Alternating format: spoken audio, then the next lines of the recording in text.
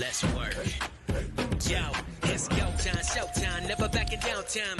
One shot, yo, make it count, yo. Crunch time, shine time, make this moment my time. Get a grip, yo, ready, set, go. We bring the thunder.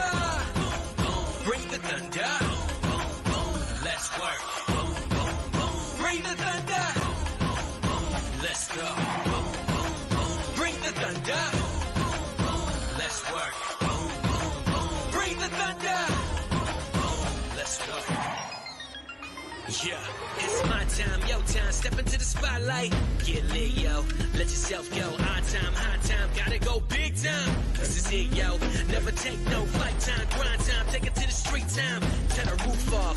Get loco. Game time, win time. We gon' bring it home time. No regrets now. Let it all go. We bring the thunder. Bring the thunder. Let's work. Bring the thunder. Well, good evening and welcome to Mountain Bears. I'm Aeson, and of course with me tonight is the cubby with the mostest, the techie and the best, Techie Joe. How are you, darling? I'm doing pretty good. How are you this evening? Halfway evil, totally crazy, and I don't know, just in a mood. Hey, there you go. I Yeah. don't know. It's like our first week of time change. Everyone's in a mood. It's the Looks it's like a full moon in Virgo. Oh yeah, that's right. Ew. Yeah. No. Yeah. No. See, no. I would like to go camping alone now. In what, the 100-acre woods? Hell.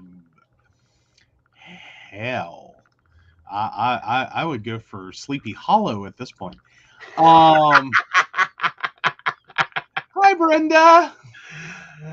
All right. I'm sorry. Isn't your moon in Virgo? So like this is gonna be like ultra bitch mode for you? It has been. I've been heating customer service representatives up all day today. Oh, Favorite no. one over at Mr. King. Hannah. Hello, Hannah. Yes, I'm the one that's been writing you bitchy emails. Fix your shit. Yeah. But yeah. Oh, and then what? Shannon got back from the gym just in time? I'm guessing. I'm having to guess. Possibly.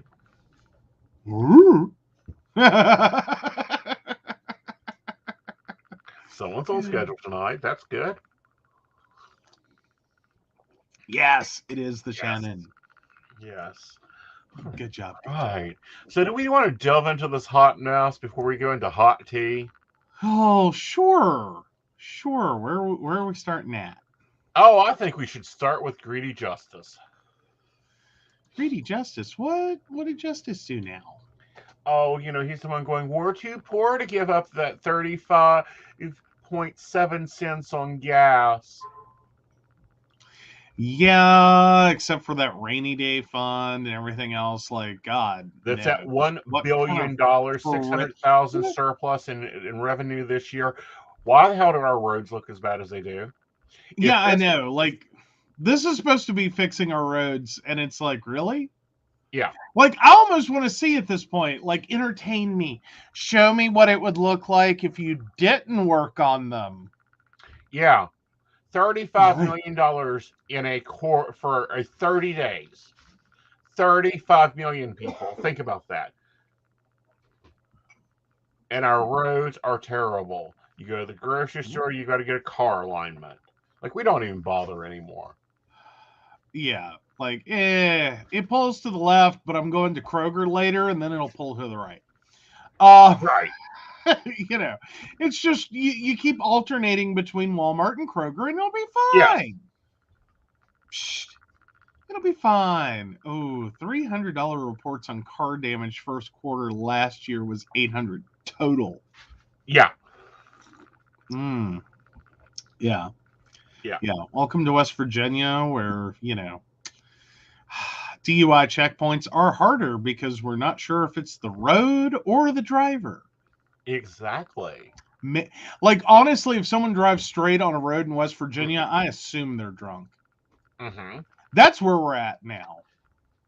Like, I assume you have to be inebriated of some variety to just drive straight down a road in West Virginia. Like, no.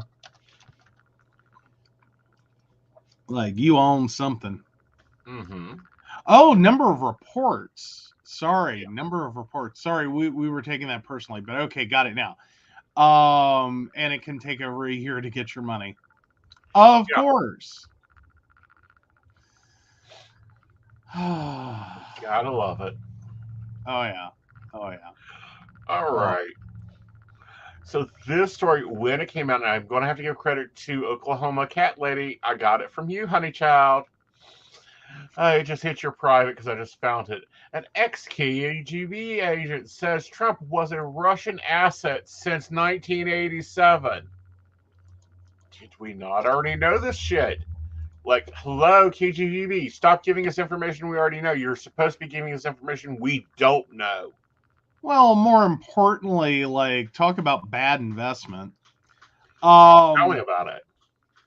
I mean, I'm sorry, you tapped Trump as an intelligence asset. That's like, well, it was more so his inability. Is the KGB missing their idiot? Like, is that what happened? Yes. Like, just saying. Right. Like, if you're getting intelligence from there, like, well, they said it was clear than easy that he could be used as an asset for his lack of intelligence. Well, some idiots are useful. Yeah. Like, I mean, there's a certain honesty to that. Like, I always hated that thought, at like hearing that growing up as a kid, useful idiot concept. But no, seriously, some people are just dumb enough to be useful. Like, there really is a bar there. There's a bar. Some people are dumb enough to be useful. Right. Like, they really are. Yeah. That's also why, I think that we're having so much trouble out of him. Like, he won't go away. I don't know. I mean, mostly has, though. No, like, I mean, he's still popping up. There's still some crap. There's still some, I get that. Fundraising. He's still trying to correct his shit. Hey, if he wants to lighten a few people's wallets, and like, even useful idiots have their useful idiots. Like, you know what I mean? I know, but at the same time, it's like, here we go. 2024 is only 2 years away. We're going to hear this bullshit next year, if not by the end of September. Yeah. Well, but here's my thing, though. Stop and think about it. Mm-hmm. Really, the people that are giving money to Trump still are probably people that would have just bought more guns. Well, true. So we're keeping the guns off the street, away from people who should not have them because they don't have the intelligence to shoot one. Well, technically, it doesn't require intelligence to shoot one. Aim would be helpful. It does require intelligence to handle a gun. Does not. You pick it up and you pull the little trigger. It takes no intelligence whatsoever. Everything after that is aim. Right. But no, it would be nice to have the intelligence that maybe. Because I'm sorry, anytime a toddler can pick up a gun and kill someone, it does not require intelligence. Right. The reality is, what it requires is safe and responsible ownership. Right. Which requires intelligence. Like, that's a... Yeah. Yes. Yeah. It's... I mean... Thought, people. Thought. Oh, so of course we have this story now circulating. I'm wondering if we can get if the CIA will actually confirm it. Please confirm it. Please, so we can try him for treason. But in other good news, and another West Virginia proud moment, note the sarcasm there, West Virginia delegate uh, called, well, we read that one, but the former West Virginia House delegate member pled guilty on the U.S. Capitol insurrection.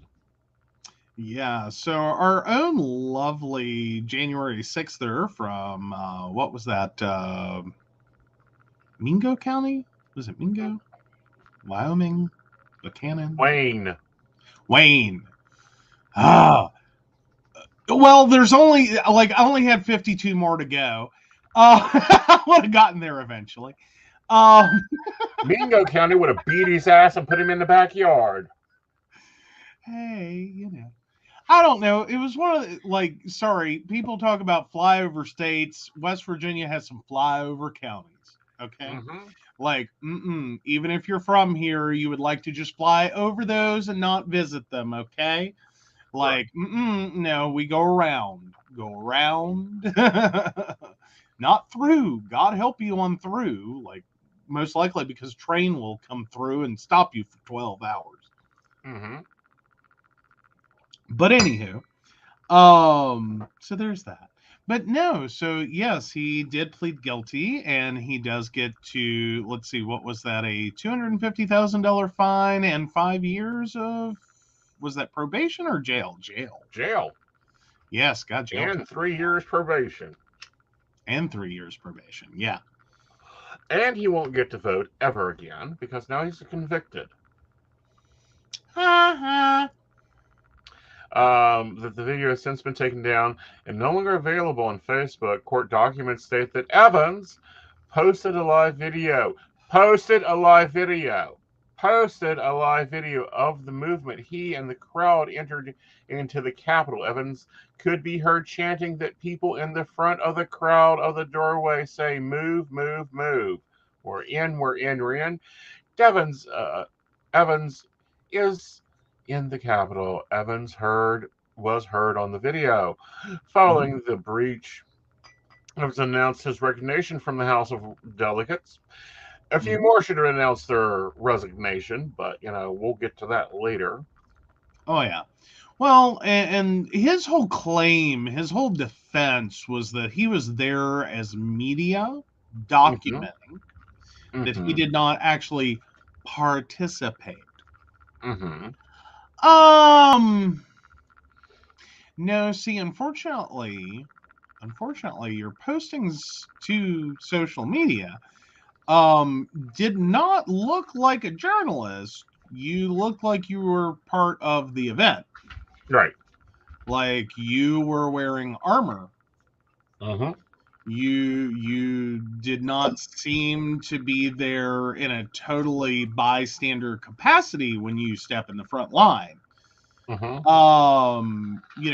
out for the good shot, but even normal, like, journalists have the intelligence to stay the fuck back. Well, not only that, but they use surveillance cameras because it's the Capitol, and we have cameras on every inch of the building. Very true. But if, like, CNN, NBC, hell, even Fox News. Yeah. Like, we'll throw Fox News a bone, okay? First time, last time, it's one day only special. Fox News, for all of its... well, someone think of something. Anyway, they still wouldn't put a reporter and tell them, go stand here. Right. Mere, like, feet in the middle of a crowd. And a lot of that has to do with when you're reporting on events, you're not supposed to be involved in the event. Right. Like, you're there to observe and report, not become part of the story. Right. So, yeah. And typically you want to be very, very careful that where you're at does not indicate that you are part of it. Right. Like you don't stand there and hold signs. You don't wear signs. You don't chant. Like, you report. You observe. You talk to people. You ask to interview people. But you don't get involved. Like, You just don't. Right. And you don't. Again, this is not it. But I'm glad he's got 5 years. Maybe he can actually do some good. He won't be selling any used cars while he's in there, making any poor decisions for this poor state. Well, Like there is that. $1 billion in a rainy day fund. Hello, have you not looked around this state? It's been raining for 2 damn years. You want to try again? It's more like 4 decades. Well, we'll start with 2 years of direct support to the. You take $1 billion, Mr. Calculator, get to it. Divide it up by the population of West Virginia and ask us when our checks will be delivered. I believe that roughly works out to like $75. I may be off, but it might be 750. So yeah, 1 billion divided by 1,500,000, I think the last time I looked. Oh, well, wouldn't that be appropriate in the state of West Virginia? $666.66 repeating cents. Wonderful. I'll take mine as soon as Justice can sign the check. Oh, God, do you realize right now they could take that rainy day fund, cut everyone a check for that amount, and there are enough evangelical conservatives in this state that would never fucking cash the check. Do you realize I'll cash all of them? Oh, I love it. I love it. Because sorry, I just remember being in North Carolina, and it's a little more open-minded liberal down that way, working in like Durham and Greensboro and whatever. Anyway, I took in my breakfast from McDonald's one morning, and I had inadvertently stumbled upon the magic combo. That my total every morning came to $6.66. Oh, what is the combo? It used to be like a southern large sweet tea, and I think it was 4 breakfast burritos. I think that was the magic combo that made the total with tax in North Carolina, which a little higher, made the total $6.66. I had people that worked that window asking me if I wanted to add something. I took it into work though, had it sitting on my desk, and like I did this morning after morning after morning, and one of my coworkers saw it, and she just like jumped back. like the bag was gonna burst into flames or try to get her and eat an apple. And I'm like, what? And she said, your total. I like, you didn't add something to it or whatever? Like they didn't offer? And I'm like, yeah, they offered, but that's what I wanted for breakfast. And she's like, I couldn't have done that. It's like, okay. I now have a challenge. I mean, I'm just sitting there like, yeah, this isn't gonna bother me. Like, not gonna bother me. I will have to remember that the next time I'm up. Well, of course I'm up, but the next time I decide to run through McDonald's, just to see if it'll actually come out to that amount. Well, now North Carolina was actually kind of common. I have a question about this, but I can't hear you y'all over the dryer. Okay, we'll take your question in a few minutes. But no, like North Carolina, it actually wasn't that uncommon because of the way their tax rate was. They're like, I think it was like anything that totaled up near like right at like $6. It was like $5 and something. Okay. If you totaled up to that, because of the tax rate in North Carolina, like it was really easy to do. A lot of things totaled up to $6.66 with tax. So yeah, I freaked out a lot of people. So what? And hell, I swear to God, there are a few systems in North Carolina that would round the penny. If the total came out to 666, it would up it to 667. Yeah. No fun at all. Well, yeah, because people down there, like, I mean, and that was down there. But people get a little belligerent about it. Like, it's the market beast. I can't eat it. And it's like, oh, for the love of God. Which one? Move on. I'm like, oh, move on. Like, you know what I mean? That's where I'm at. It's like, right. It is an unfortunate dumb math trick. Right. In a world in which everything is priced at like 139, 129, 99 cents. Right. Like, it happens. It's right. Not, like the mark of the beast is following you. Right. It's a fucking math problem. Right. Because your dumbass will spend 99 cents all day, but you call it $1. Mm-hmm. And, oh no, I can't spend $1. It's insane. It's insane in general. Like, it's a weird. All right, for those that joined the morning shift, y'all all saw Miss Wendy Williams come out and talk. I'm sorry, I should have popped an Alka-Seltzer after eating one day? Yeah, start foaming in the mouth. Oh, God, that would have been great. I don't know. Granted, they had to work with me. They were already being tormented. I mean, glad he admits it. Oh, yeah, gladly. Like, I know I'm not the easiest human being in the world to work with. Like, I try.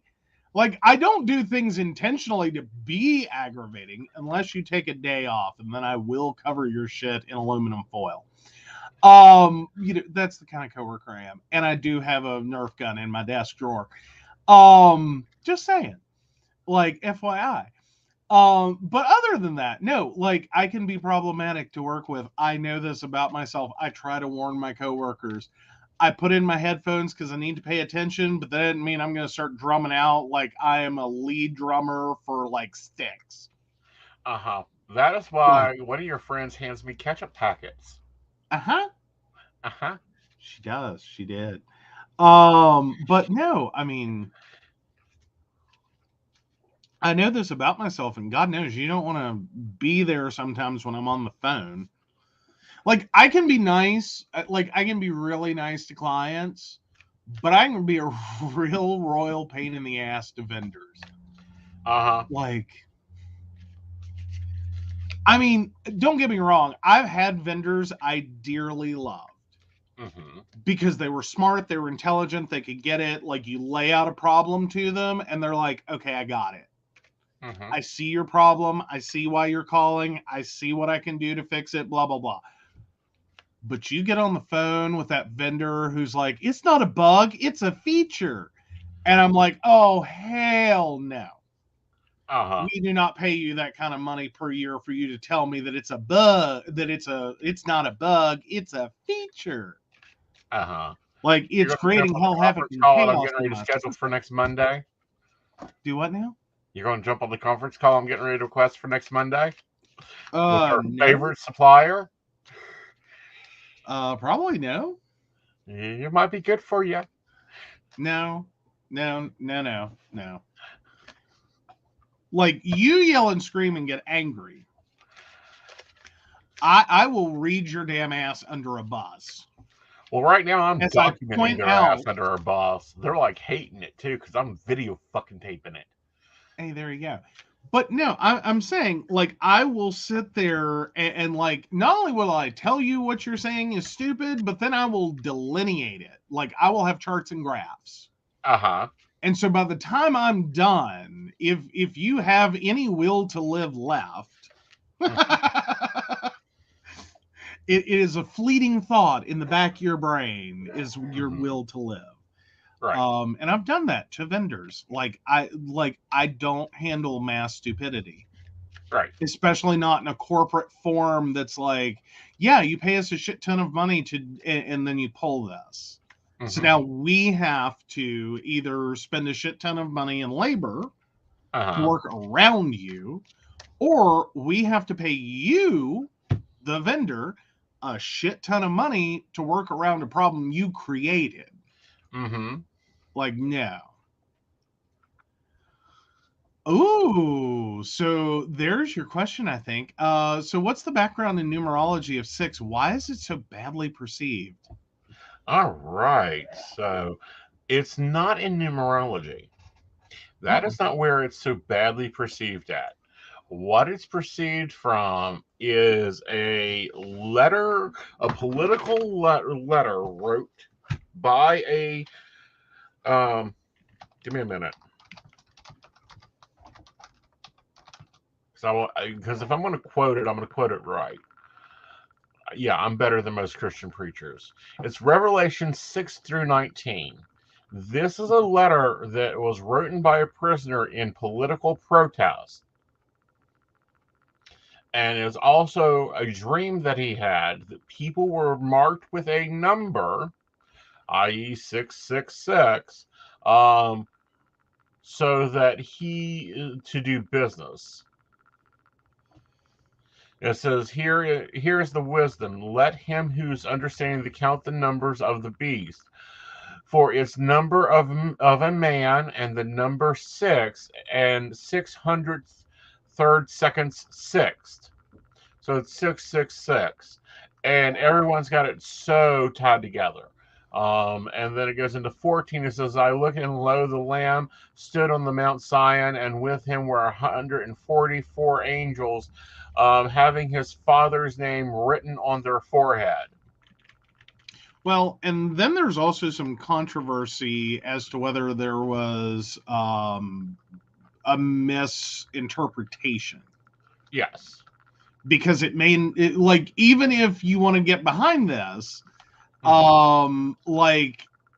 it may not be 666, it may be 616. Yes. So, yeah. Yeah. But yeah, because I remember reading that years ago. Right.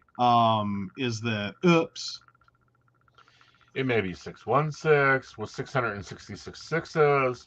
It may be a symbol that is divided by numbers. Now we're looking at this, and it was originally wrote in Greek. So 6 is V1, VI, VI, VI. Well, is it though? Yeah. Sorry, I was having a moment. Yeah, Roman numerals are a little bit annoying. Yeah. Large Roman numerals are really annoying. Uh-huh. So, yeah. Yeah. But anyway, read the next one. What? Oh, I'm sorry. Which one? This is Ashley, by the way, and then right below it. Oh, okay. So it is. Okay, there we go. Isn't that against religion, though? Then in turn, because in that case, it'd be putting something, in this case, fear before God? Not trying to start the religion debate. Oh, you're not starting a religious debate. There's a multiplex of problems here. First of all, this is a book in the Bible that was originally a letter of political protest. This is like the letters that I send are Republicans, or the tweets I make to, Morrissey every day about how useless of a fuck he is, and we can't wait for his seat to be removed from Congress. That's what this was. And people have based a lot of fear and aggravation and scaredness off of this. Now, this pops up a lot in political conversation. When the Social Security number came out, it's the mark of the beast. It was the mark of the beast when you had to get your vaccines. It's the mark of the beast. When you had to get a driver's license, it's the mark of the beast. It's about tracking, is the way they see the interpretation. But if you look at the Roman numerals as they're described in this political book, it's the guy's address. Literally, it was the guy's house address. Well, or code, basically, for Emperor Nero. Right. And there's possibly 2 different codes for that. Right. But yeah, it's so like, what the hell? Or in Michigan, it's the beginning of your phone number. Um, Yeah. No, there's an area code 616 in Michigan. Right. Just FYI. Right. But no, I like there are so many things like that I just don't have a problem with. Right. Like numbers are fun. Well, Like numbers leave are them alone. intelligent. Yeah, but some things are just. It's like 1600 Pennsylvania Avenue. The mark of the beast saw upon the head the numbers 1600 Pennsylvania Avenue. Well, yeah. Well, but it also, I mean, and then it folds into like superstitious numbers, like why hotels don't have a 13th floor. Why, Yes, they do. It's the private quarters of the owner.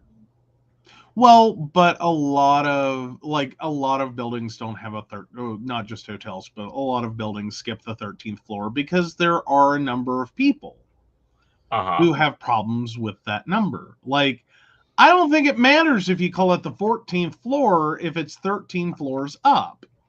Exactly. Of course, my personal thought and opinion, and I enjoy those numbers. 1313 Mockingbird Lane. Hooray. Yeah. I use numbers like that all the time. They're easy to remember. Yeah. I mean, it's one of those things. I don't get it. Right. I do not get. Oh, like, come on. Well, it's like Blessed All Stakes Day. Oh, so what is the background of 6 in numerology? Well, that's blessings and happiness, isn't it? Different conversation, sweetie. Oh, yeah. But, yeah. But I think that's blessings and, like, yeah. The overhaul day is the day. Yeah, happiness and blessings is the number 6 in numerology, isn't it? Give me a minute. Domestic happiness, harmony, and stability. It's a day to take things easy. Yeah. It's governed by Venus. Mm-hmm. Ideal for those trying to start a family. Mm-hmm. Like, not it's a day for great self-care, nurturing of love. Yeah. Yeah. Like, it's not a bad thing. No. But, yeah. Let me bring up my full definition instead of just the quick fits. The day of 6 is a day for taking it easy, being comfortable and resting. Not a day for quick actions, extreme or new enterprises. Avoid contact.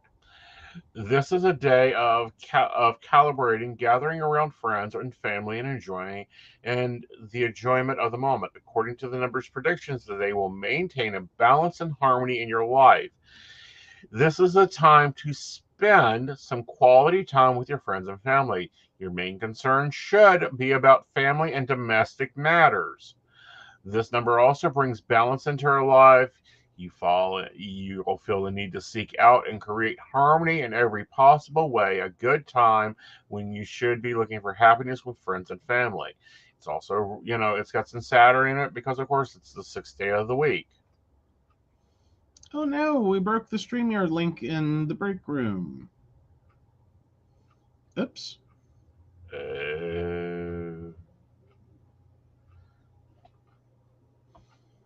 Okay, we're not getting reports of that being broke. Oh dear.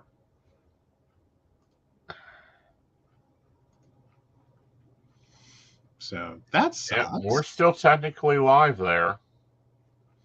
Okay, are we showing up though? Yeah. We hope so. So refresh.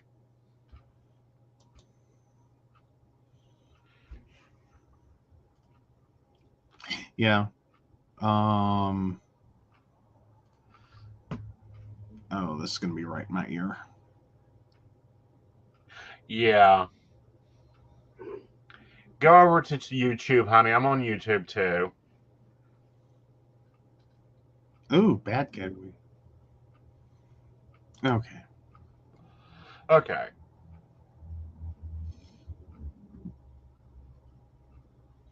That sucks. Yeah. Come to YouTube. I will post that out to chat here in a second. YouTube on the television.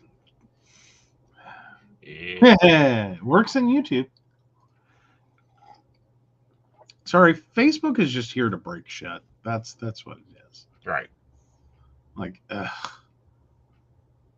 There you go. If you guys aren't watching, there's a YouTube link. You can easily get me there. This is where we multicast and broadcast in multiple areas. Mm-hmm. Absolutely. Oh, right. Yeah. So it's kind of interesting. I'm not on this social media network because it's Telegram. I don't find Telegram interesting. I'm not a right-wing supporter in any way. And neither is Brazil, apparently. All right. So let's see. What has happened to what? In Brazil, Supreme Court Justice Andrew Diaso Ames on Friday ordered the suspending of messenger app Telegram, saying it has reportedly refused to adhere to the jurisdictional orders to freeze accounts spreading disinformation or comply with the country's laws, according to a copy of the ruling seen by Reuters.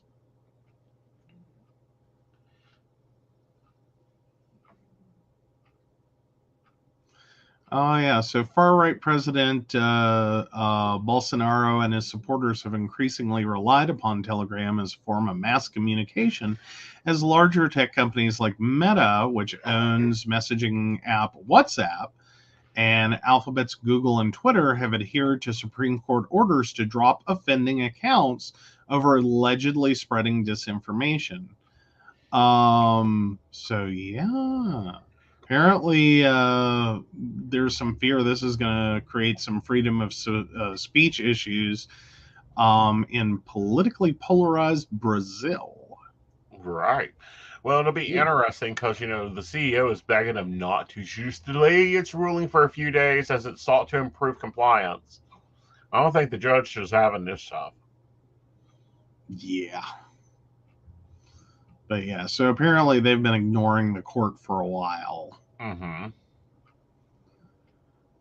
But they were given 24 hours to implement the suspension, which would stand until Telegram complies with outstanding judicial orders, pays a series of fines, and presents a country representative before the court. Mm-hmm. Ooh. Yeah. All right. Yeah, it's not going to be good for them. I don't think they're going to last long.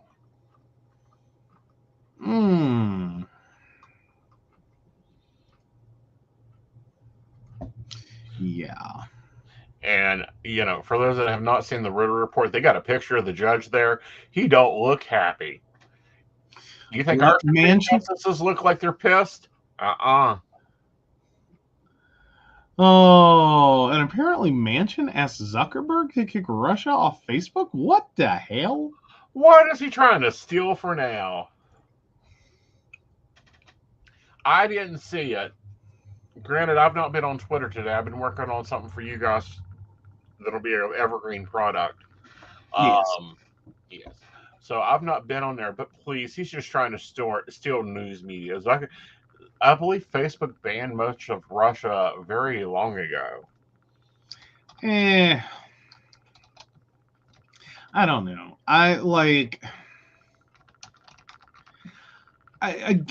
come back to if you start kicking people off the internet entirely as a I get you have to I'm more in favor with the Telegram decision, which is targeting specific accounts than I am for kicking an entire country off, because yeah, that's going to get rid of people who are problematic, but that's also going to take everyone else with them. But here's the thing, and this is what I don't get. Awesome, Ashley, your name is appearing. Russia already has banned Facebook. YouTube is banned in Russia. So the only thing getting into them is podcast. And yes, we do have a lovely rushing audience. And yes, you need to stand up against your dictator because he's an idiot.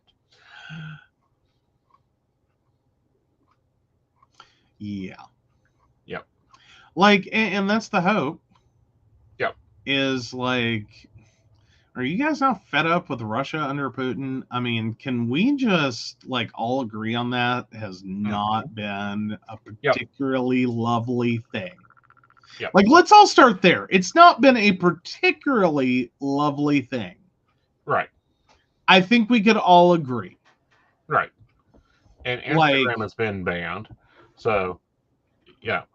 To the 1,600 martyrs right now that's standing up for your country, the rest of your countrymen need to back you.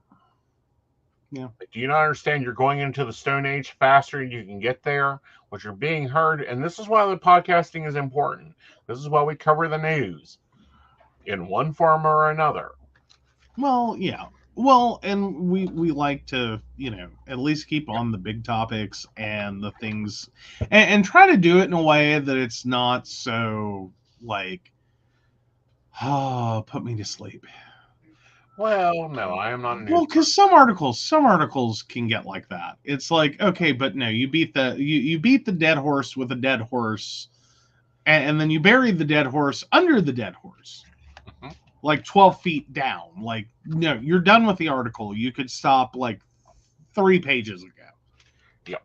All right. So we have a segment coming up. Oh, boy.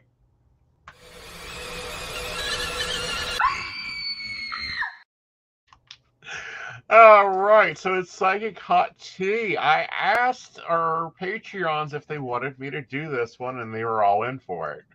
And that is the Wendy Williams debate about her health.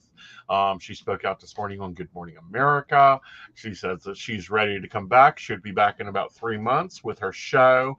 Of course, Wells Fargo is being an ass and holding her money, saying that she's incompetent because she wanted to fire her financial advisor. Honey, I fired mine a long time ago, and no one tried to go get clemency out of me.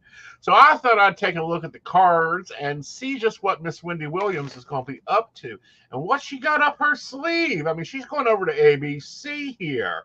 Now, she is normally over on BET, normally for us and Fox, and, she's not normally an ABC person. Well, let's see. All right. Oh, interesting. All right, guys. As you saw last night, I'm using the ladies' fan here. And we're going to be talking about a few things. All right. So first up out of the gate, we have her focusing too much on work and keeping too much money in the air, trying to keep everything moving. I mean, she had that great divorce. She had to pay child support to that loser, Kevin Hunter. Senior, not junior. So that's interesting. All right. So currently we have the King and Queen of Swords here. This is a duo. This is a woman making hard decisions and fast ones, dealing with a tyrant. So I would not be surprised if this couple that is behind the scenes might be making some moves and changes that we're not just seeing yet. Future outcome, we have the Two of Swords. Not dealing with some things, not paying attention to them, just moving on forward. And then we're right back to that Six of Pentacles, having more money to take on more than what she wants. So will Wendy Williams return to the TV? Yes, I feel she does, but I don't feel like it's 3 months. I feel like we're looking at more like 6 months because of the deals that she's got to do. She's got to get out of a contract. She's got to sue for that contract to get out of it, get paid her money, and then start the other. And then we have the Hermit card here. Now, this card is really representing that she right now needs to be taking some time to really plot out what she wants to do. And we all know she went to the sober house to plot out her divorce. I guess she went to Florida to plot out her newer TV show because, the Wendy Williams and Wendy Williams experience might be back to air, but I think it's also going to come back to radio because we know she's a good DJ. All right. Your thoughts? Well, I think for Wendy Williams, it sounds like it eventually ends well, which is probably the best part of that. Yeah. Like she has a large number of fans that would be horribly upset. Right. If they didn't get their Wendy fix. Yes. So, That's fair for one. Well, yeah. But moreover, like it's not a small niche of people that like Wendy Williams. So, right. Yeah. Well, it's like her ratings has tanked. The Wendy Williams show that's currently on this Trilly the Sherry Shepherd show, those ratings tanked the day that they announced that she snuck in there and stole Wendy's purple chair. Ooh, don't steal the chair. Like, don't steal people's chairs. Like, that's just bad. Don't fuck with people's chairs. Don't fuck with people's shows. Yeah. Yeah. Or as our dog learned, don't fuck with cats. Yeah. But, she's always been a hustler. I mean, she's done a lot of things. She has done a lot of branding, but she has worked her ass off. And they couldn't even give her a season off to get her shit together after she had COVID. Really? Like, Denmar Mercury, what the hell is wrong with your ass? You go and bet on Susie Shepherd, who's also known as the Black Widow of TV? Oh, is that the new terminology for box office poison? Yes. Ooh. Yeah. Like, and some people just it's unfortunate. Some people are just that. Like, they're not bad. They're just right. You attach them to to any kind of production, and they're gonna sink it. Well, if you look at her record.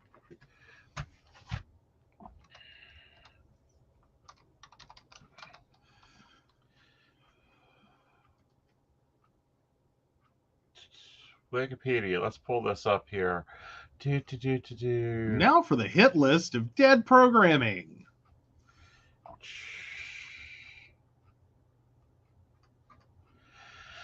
Emmy American. I mean, she gets the Emmys, but she doesn't get ratings. Yeah. No. Yeah. 2008 Outstanding. That's kind of what I'm saying is you can have someone that is a phenomenal actor or actress. Mm-hmm. And it's not that they did bad in their role. It's not that they don't have fans. It's just somehow you attach them to a project, and it's gonna be abysmal. Right. It's just, don't do it. Okay. Like, I think we've all had that coworker, right? But it's like everything was going great till you attach them, and it's not that they did anything wrong. It's just like, it just never goes easy with them. Okay, she was on The View and since '97. She came out of that. She went on to the Sex Lives of since 2020. The Sex Lives of College Girls. She, of course, has guested on Wendy Williams. She had her own show, Sherry, in 2009. It only lasted for one season. She went over to Dish Network. Again, that one's not being renewed. Masterminds as a guest host. Less Than Perfect. She was on the Jamie Foxx show. Does anyone watch this stuff? CK Undercover, The Newlyweds, Best Ever Thriller Show, How I Met Your Mother, now canceled. Like every show, it's like canceled. Yeah. Well, and again, some people, it's just the unfortunate, like, they just, no. Mm-hmm. No. Right. No.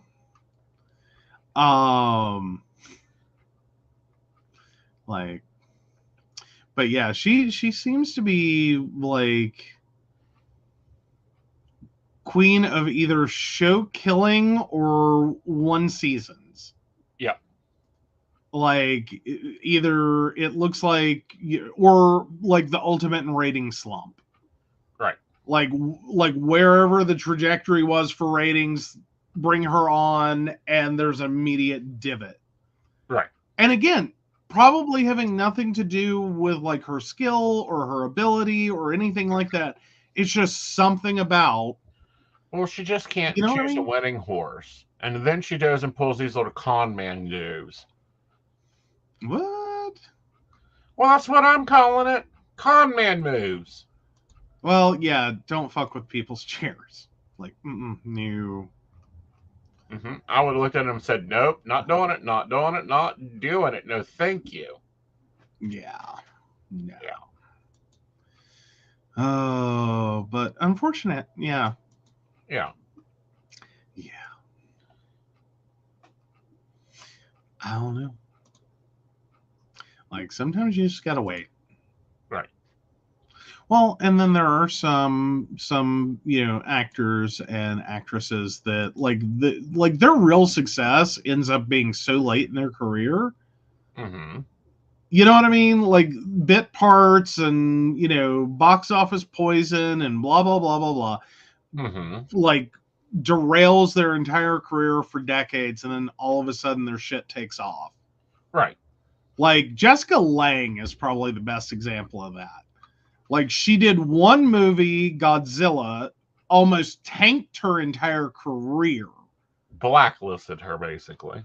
Right. Like she just it screwed her career for decades. Right. And like no one wanted to touch her. Right. And then but not that Godzilla was bad, not that, I mean, for what it was. Her acting in it, like she did well.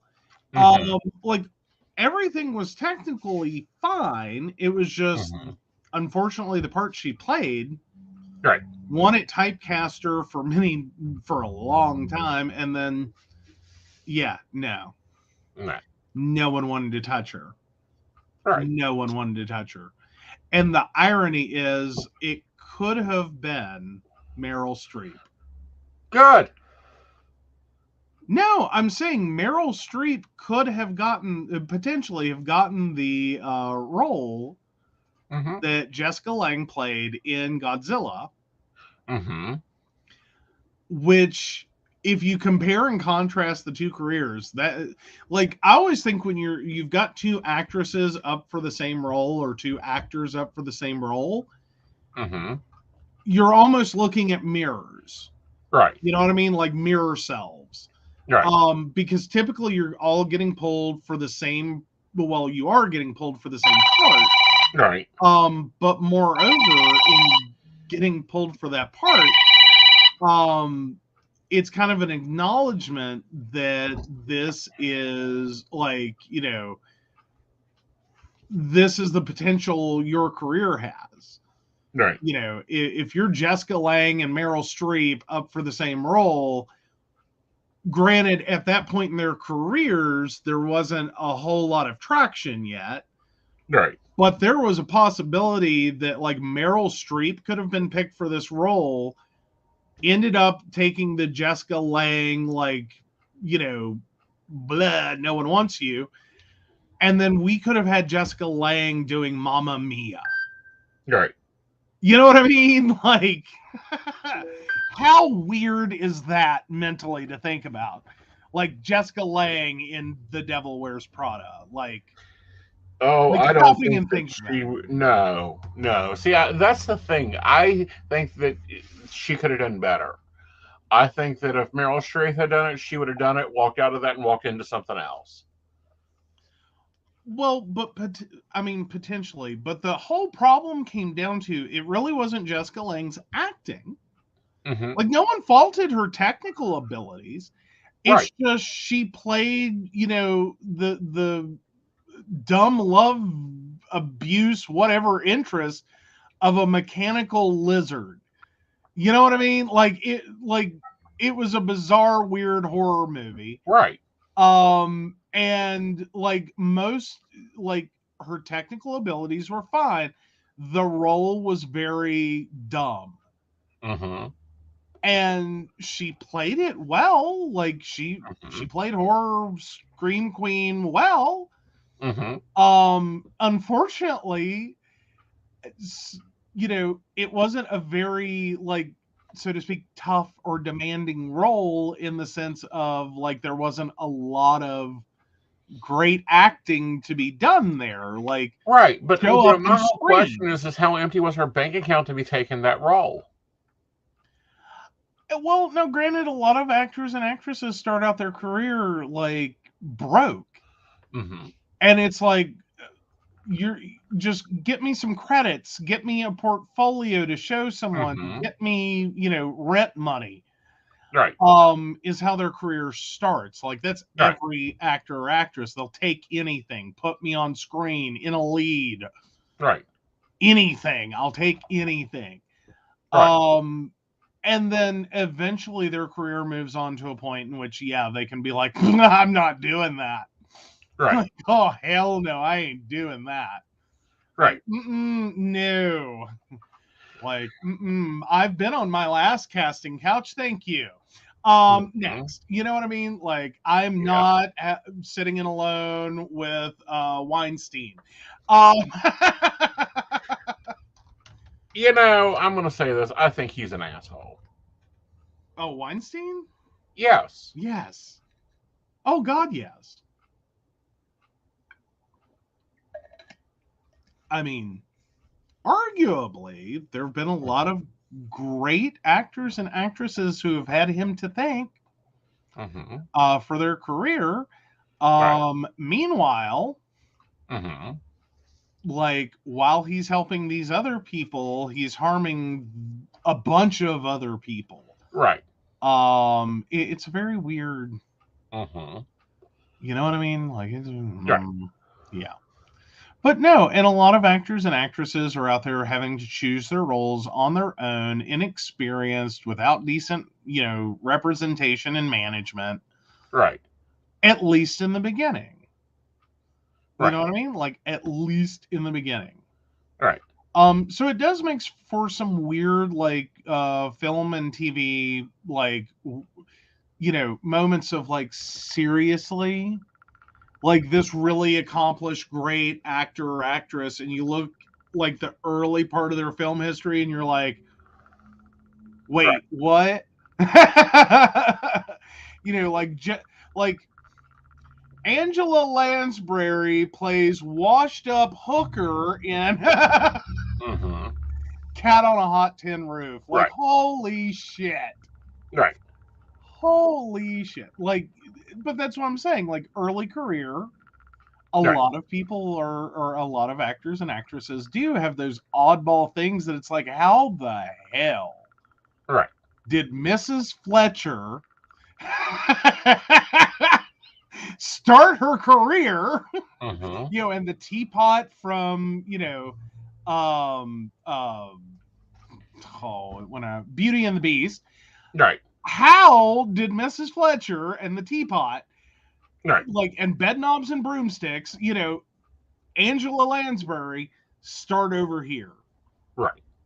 Like, how was that? And it's like, no management, like, no representation, no agency sitting there going, oh, girl, don't do that. Right. You will ruin yourself. And then, potentially a short while there before someone sees your value enough to be like, oh, no. We're going to clean that up real quick. Very much so. All right, so Pixar, speaking of television, Pixar, the new Lightyear. Same kiss has been restored in Pixar's Lightyear following staff uproar over the Don't Say Gay bill. Yes, they're reinstalling it. Okay, so I thought that's what I was reading, but my Spanish is so outdated. Like, good luck. Right. So, yes, Pixar and a same-sex kiss. Like, dang. Yeah. Yeah. Very interesting uproar over this bill. Of course, there's a lot of uproar, although this is not the only bill that we have to be on the watch for. And, the bill's already passed down there. We've got to get some federal regulations. We've got to be pushing some stuff. We've got Texas's Governor Gabbett needs to be shut down. But also, there's a bill in Kansas. Get your act together. Tennessee, give your lawmakers a call. Indiana, House Bill 1040. would prohibit teachers from discussing any context of sexual orientation, gender, transgender, or gender identity without parental consent. Are we serious? Yeah. So, these are going to have to get rushed through to the Supreme Court. In 1969, the Supreme Court made it absolutely clear in Tyner versus D'Alver School District, the student of any age has First Amendment rights. That means that students have the right to sue if their discussion or questions about sexual identity is stiffed. Oh, the days. Well, but this is literally is literally the problem. Fundamentally, falls into trying to explain to someone that yes, it is your role as a parent to take an interest in and be concerned about and to be aware of and make decisions regarding what your kids learn. Right. However,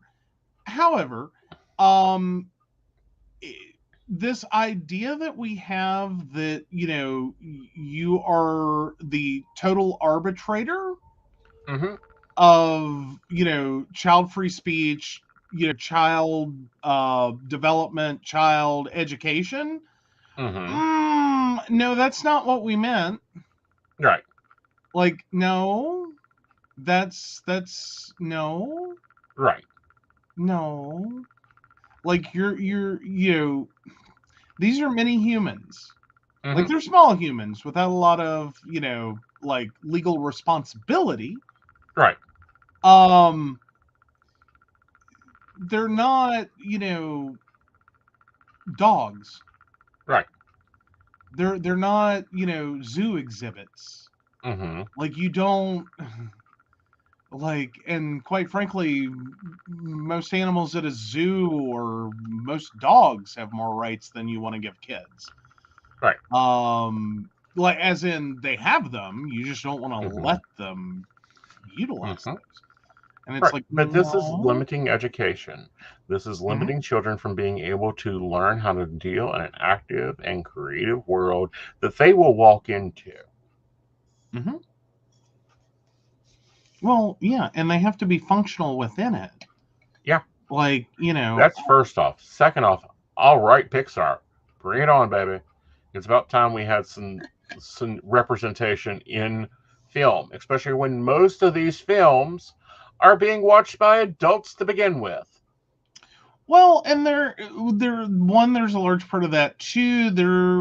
Like Disney's worked really hard on this idea of some very sanitized, conservative, like gender binary, mostly gender binary and completely heteronormative like themes for a while now. Right. And it's like, okay, but seriously, like, do you know how many animators are gay? Right. Like, do you have a clue? Right. Like, you know what I mean? Yeah. Like, Disney really does struggle with like the diversity concept unless it's diversity as entertainment. Right. And like when I say that, like that's the difference between, there's a diverse world of people that, we celebrate all the differences amongst us and all the wonderful things about different cultures versus we're going to create a story arc that slightly bends, that gender normative or whatever. And then like that, but that's it. That's the entertainment. Like Mulan, really, if you like bear it down, a lot of that has nothing more, like the whole storyline is, disguised as a man, right, does things everyone has uproar at end. Right. Like really abbreviated, but that's the whole. Yeah. And I mean, at that point, you're talking about what, bosom buddies from what, the 80s, late 70s, 80s, 80s, I think. The TV show where the two guys get an apartment in an all-female building. And they have to pretend they're women. Like, it was a whole, like, and that's it. That's the whole thing is, are they going to get caught? Are they, you know, and then, like, the stupid, the 80s. Like, it was a totally stupid show. And the whole thing was, it's two guys in drag just to, like, save money on rent. Right. While trying not to get kicked out of the apartment for being discovered to be two guys in drag. Right. Which is ridiculous. But, you know, we, for a very long time, have took representation where we can get it in television, in theater, in magazines.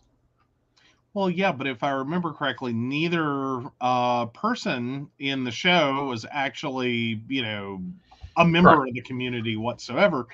But moreover, I don't even know that most people, like, felt represented in that. Right. I mean, you know what I mean? Like, because the whole thing was a farce, and the whole thing was, like, this was embarrassing, and that this was wrong, and this was, like, that's the whole premise.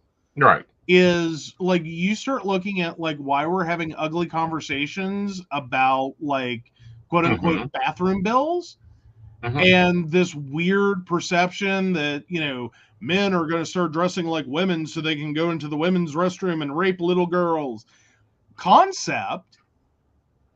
A lot of it has to do with the only experience some people have of someone who is gender, like, that is at least presenting, you know, trans or gender non-binary, blah, blah, blah, is someone who is taking advantage of a thing by doing this, you know, misrepresenting who they are, in order to do it. And then it's either supposed to be a comedy or a tragedy, depending upon how you want to look at it.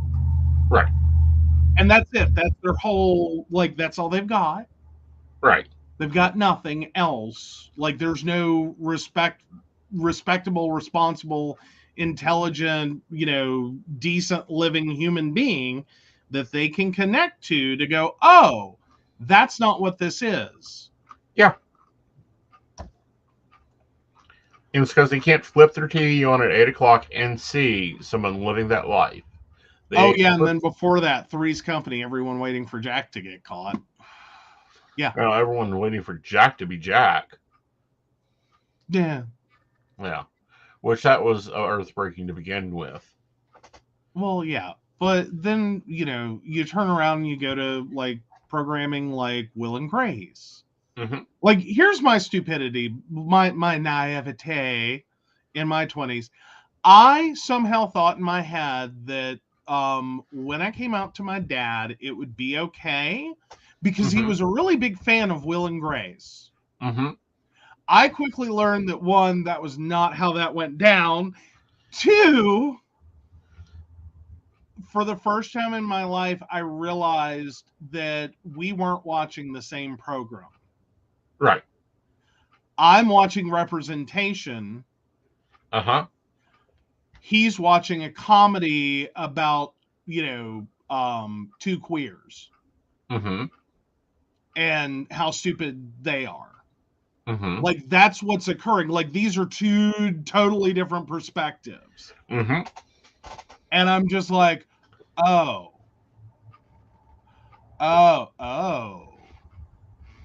You know what I mean? Like, it gets really ugly really quickly. It's like, ew. Yeah. That's sort of like you take pictures of your child and like, you know, cute baby photo, classic baby on a bearskin rug. Oh, it's so adorable. But there's some weirdo out there who uses that for the wank bank material. You know what I mean? Like, that's two very different sides of a coin. Right. And, like, one is, like, sweet and adorable, and the other one is, that is fucking gross and disgusting. Like, but, you know what that is. Right. And it's like, when I I don't want to say came out because it actually didn't get to come out. You got walked in on. When I got walked in on, I paid for HBO and Showtime in the house. It was $40 fucking a month, but I wanted to watch Queer as Folk. Mm-hmm. Mom watched it with me, and I'm outside smoking after the show, and she comes out and goes, "Is that what your life's like?" I was like, "No, Mom, I don't live in the city. There isn't a club here." Like, I don't think that was the point of distinction she needed. Yeah. Like, God help. But no, Brenda, I'm there. Archie Bunker, oh my God, he was a huge fan. So yeah, no, like that should have been my clue. But it wasn't. Like, I thought like Dad was getting more progressive. He's watching Will and Grace and he really likes it. We were watching two totally different programs. Well, it's weird. Like, Dad started getting pissed if I wasn't watching my show. And then I finally figured it out. He was liking it too. Well, but here's the question is, at the time, though, were you, like, was it the same situation where you're watching two different programs? No. He was all into the mother character. Okay. Like, I think she gave him the how to be a gay parent.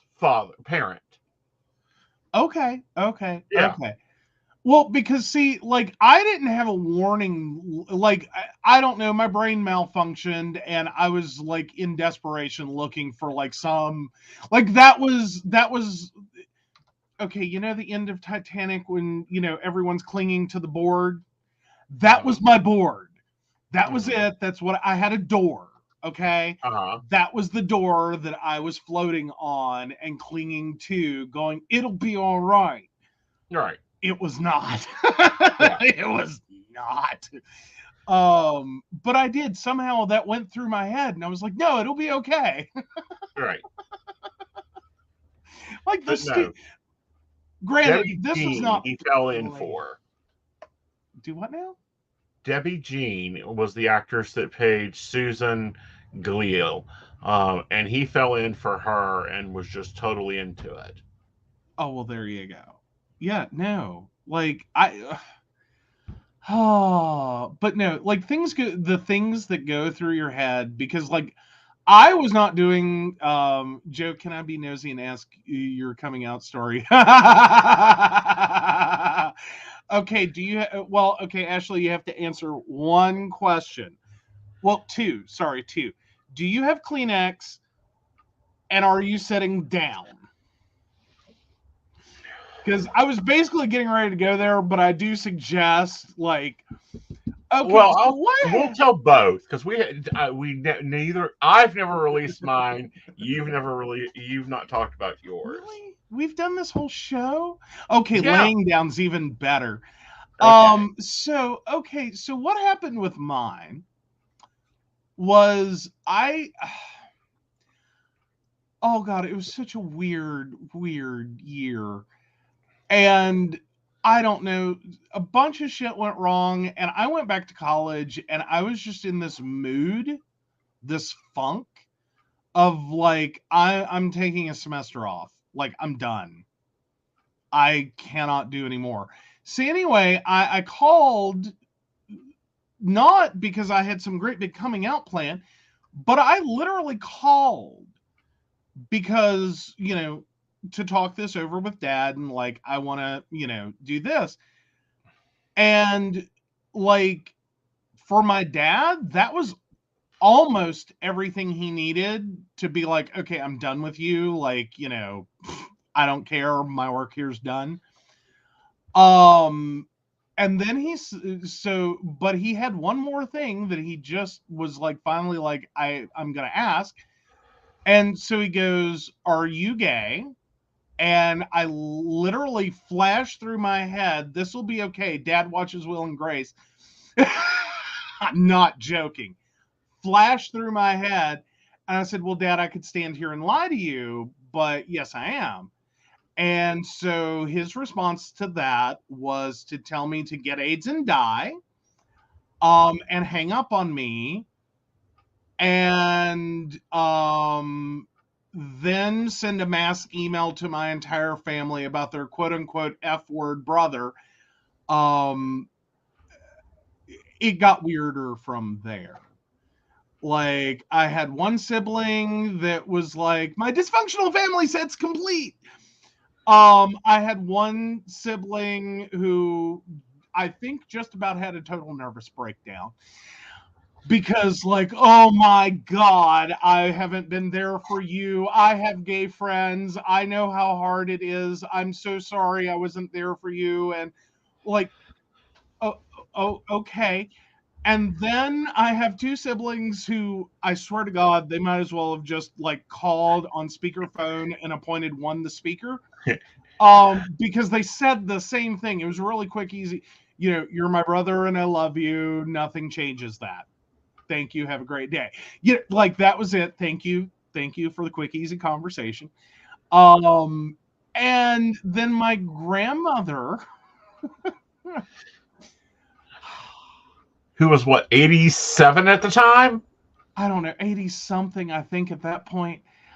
You got to understand my grandmother. You really do. And I've tried to explain this before, but if you needed a textbook on it, this is the textbook. My grandmother, really? You had to clean the camera right now? Okay. Yeah. So my grandmother says with perfect clarity and just precision that only she can deliver, well, we wish you would change your lifestyle so that we could love and accept you. And that was the last thing she ever said on it. And I, like, this all happened within, like, yeah. And I'm just like, so to reiterate, I planned to drop out of school for a semester. I did not plan to and come out and, you know, get totally cut off. And, you know, like, it was a day, okay? Like, it was an interesting time. Yes. Now, your story is a little more fun. Mine's a little bit more fun, but it takes backstory. So I moved back to West Virginia into my house with my parents and met a guy, first boyfriend, the devil himself. And the basic story is I moved him in about 3 months. Don't move your boyfriend in 3 months. Especially without telling your parents he's your boyfriend. He was going to be a roommate, because his apartment ceiling crashed in because the person upstairs had a water bed. Now, how much of that was true? 0. 0% was true. Worked out well. So we're now dating 9 months, so he's lived with me for 6. And I can't sleep in silence. Cannot sleep in silence. It drives me crazy. So we had a stereo in the room. 2 beds. We both went to bed. We both supposedly woke up in those beds. Didn't always happen. Apparently one night, the stereo was too loud for Dad. There was a reason the stereo was loud, to cover up noise. So he decides to come into the room. I should have installed a lock. Forcefully, and turn down the stereo, interrupting something, and turns red, drops his mouth, and walks out of the room. And about 4 minutes later, all I do is hear him yelling. The roof is being raised, and I'm like, I just put a brand new roof on this house. Don't you tear it up. So he lost his mind for about 2 days. Then he got introduced to queer as folk. Then within about 2 months, he retired from the church and was happy to retire from the church. And then became the weird supportive parent. Like when I divorced and all that, he's like, so do you know this one? So do you know that one? What about this one? What about that one? Now that wasn't Dad previously to that walk-in. That was Dad after 2 months of, well, you take me or leave me. Like, I can disappear and you can go on with your life. I'm not required to have you in my life. But no, so yeah, your story is way better. Like he took some adjustment, and I can understand that, but it wasn't like immediate. Like, you know what I mean? No. Like no truly rash decisions were made. Like no like unforgivable immediate statements. Like, I'm not saying, you know what I mean? Yeah, immediate statements, yeah, but it was like, oh, fuck, I'm in trouble. He's going to blow his mouth off for at least 3 hours. Make me coffee. So as for family grew back together, though, so siblings and I were all fine. That was fine. My grandmother and I, like, literally, I'm not joking. It's the first, last, and only statement she ever made to me about it. We never spoke of it again. Like, didn't happen, erased from her memory, never spoke of it again. You gotta love older generations, their ability to do like brain bleach. You really do. Wasn't like, important. She wasn't trying to date you. You know, like she just took that right out of her mind and gonna wash that right out of her hair. And it did not exist. Now my dad and I, it took like 7 years and him needing something from me before we actually technically really spoke again. Like actually, yeah. Mm-hmm. And then, yeah, he apologized and then died like a month later. Mostly because he needed something from me. Exactly. Like, that's the thing that in post conversations, it's been like, but you got an apology. Yep. Like, Dad didn't offer those up freely. So, you know. Right. Take it where, like, just roll with it. Like, you know, like, yeah. I'm fine at this point. Like, there was a long time that I was like, this is bad. But no, I mean, yeah, but at the same time, those are important stories. Those are important stories to remember, to tell. And we have nice stories. You know, I was 20. I already had, you know, the house paid for. I almost had my car paid off at that time, that car. So, you know, I was in a stable position to say, well, fine, fucking move. You were at college. Oh, yeah, I was totally screwed. Well, again, you weren't stuck in the house under the age of 18, having to live underneath his thumb. Oh, yeah, there was that. Like, no, I think I probably would have ended up with a Porterfield experience. You know. Yeah. Take me hunting, see if I can swim, that kind of, you know. Granted, you know, Mom did get me a lot of swim lessons, so, you know, I had a leg up.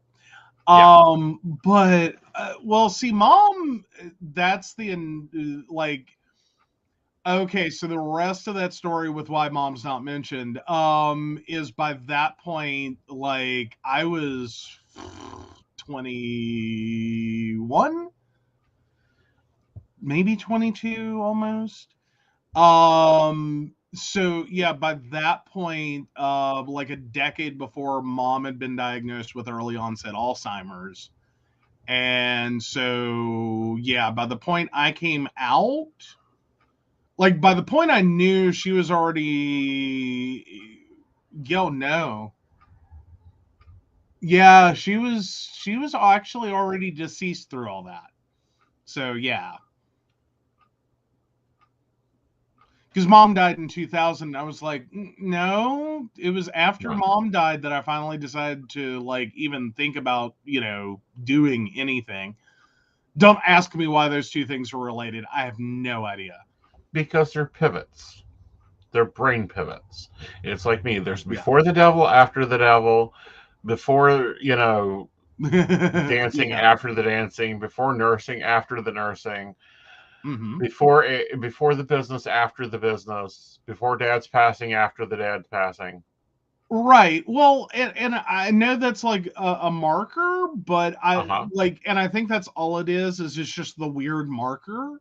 Mm-hmm. Like, I don't think the two things are related. Right. You know what I mean? Oh, y'all guys hear me refer to him quite often as the devil or the stalker. So let me give you context. That was 97 through 2000. By court order, Ashley. By court order. Uh-huh. No, we are not together. We are very much not together. And if he's watching this, we are not together. We haven't been together for 20 years. Move on. And there's like a whole song about it called "We Are Never Ever Getting Back Together." Yeah. I don't know. Like, I try not to provoke your stalker, but that was too good. What's the worst he can do? He slashed her tires. He's broken. Oh, seriously? He's being behaved. You said the words. You said them. I want it marked down for posterity. He said it. What's the worst that could happen? What's the worst he could do? To me, that would be a step up from his behavior. Oh no, that's not the invisible assistant. Taylor said that dude is just too exhausting. LOL. What? Okay. Oh no, me and the invisible assistant's going on 11 years.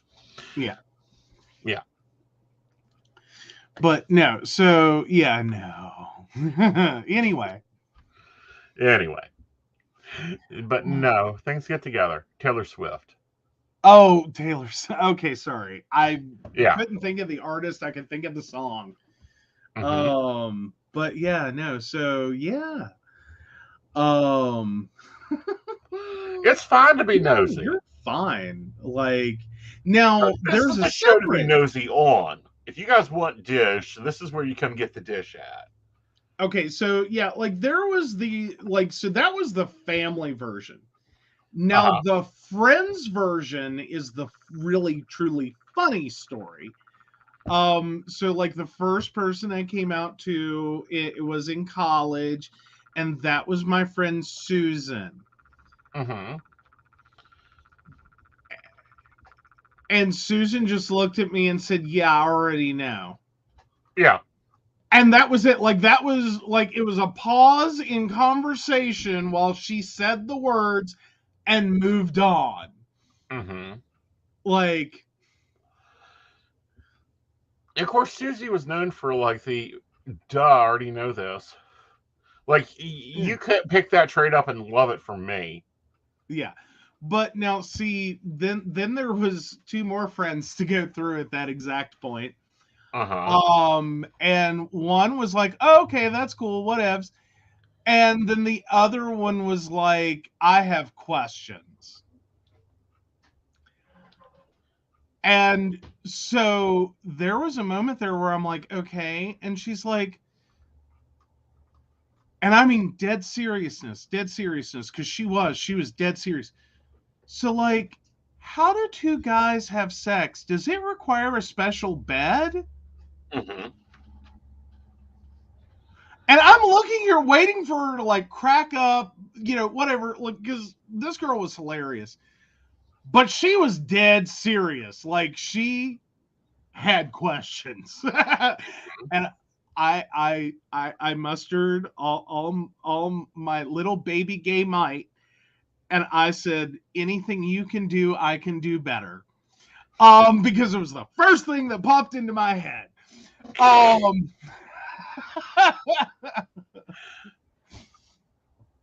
Like it was everything I had. But yes, spent a lot of time answering questions after that. She's had so many.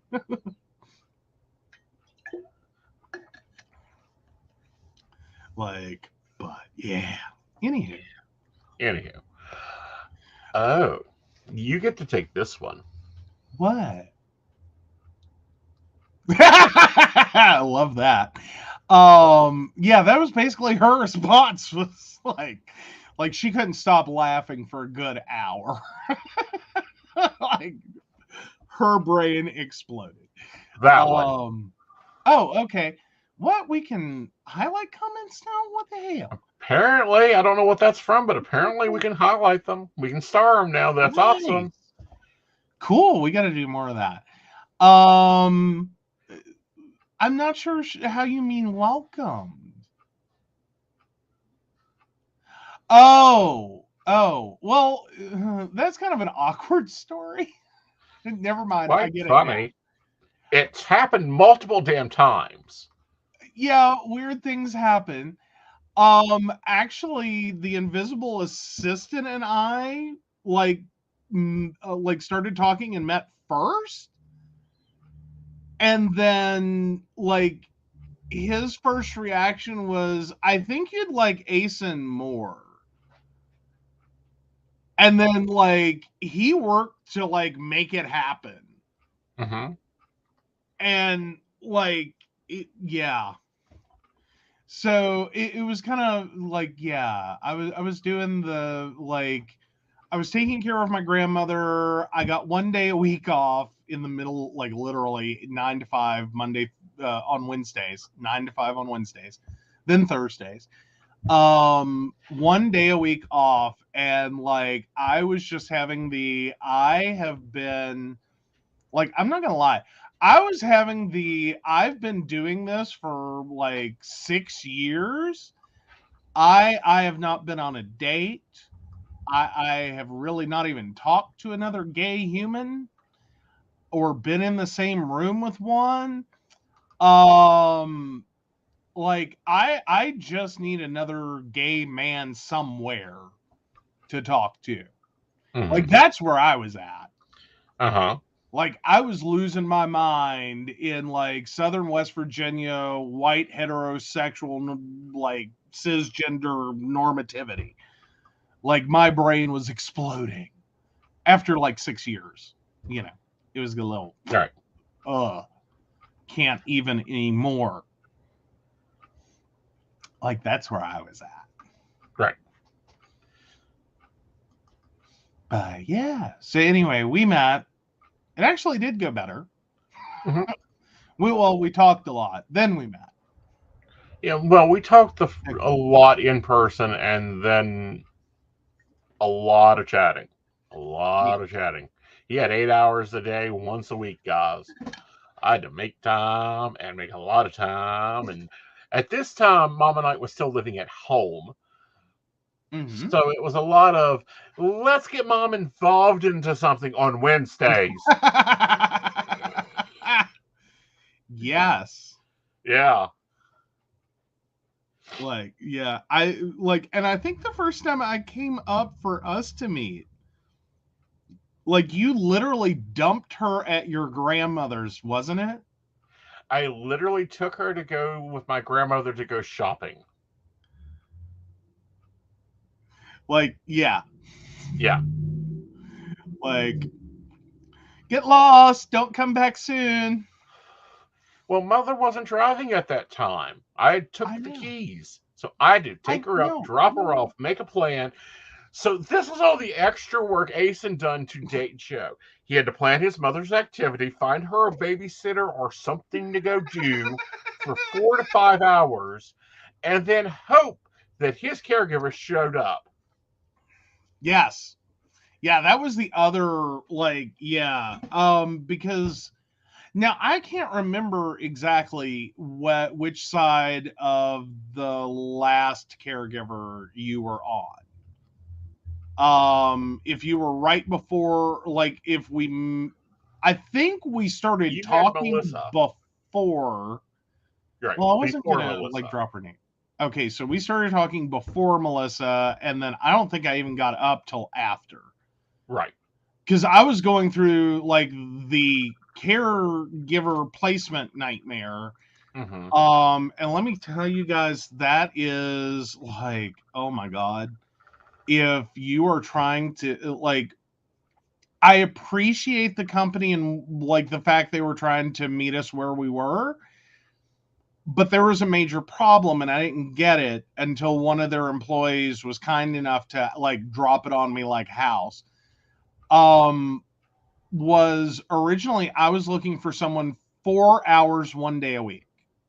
Mm-hmm. Okay, the agency that we're dealing with is located in the middle of West Virginia. I think there's only like one up here, so I don't want to out them. Like up in the middle of West Virginia. Anyway, all of their employees are from the same general area as the business. Mm-hmm. And what this meant is that any employee that they sent, okay, they're making like minimum wage. They don't get paid for transportation or driving or drive time. Like none of that's paid. And the company doesn't pay for tolls. Mm-hmm. So I'm looking for someone to show up for 4 hours for minimum wage that has to buy gas to drive to and from Beckley, who is screwed out the other 4 hours of their day, and in turn has to pay tolls. Damn. Okay, got it now. This is why we're struggling to find someone. And so after we went through a few people, they finally hired someone that was local to us instead of to them. Right. And they had literally 2 clients. Mm-hmm. One that needed 6-day-a-week care and one that needed 1-day-a-week care. And they're like, can you switch your day? Mm-hmm. And so I was like, okay, I can make that work. You know, cool. Yeah. And dropped 4 more hours on them. Yep. And was like, okay, I get it now. Like, I'm totally screwing this employee. Like, we're totally like what we wanted, and you said you could provide wasn't reasonable to ask for. And like, I wish they had said that in the beginning instead of being like, yeah, we can do that. And it's like, no employee wants to do that. No one. And I mean, literally, we would get one if they didn't call out the day of the assignment. They were there once or twice, and that was it. And then it would take like 2 weeks before they could get us someone else. Right. And we had a couple of no-call, no-shows. Like the company had to go track them down, and I'm pretty sure back in the conversation went something like, "Ring, ring. Hi, why aren't you at the assignment we gave you today, bitch?"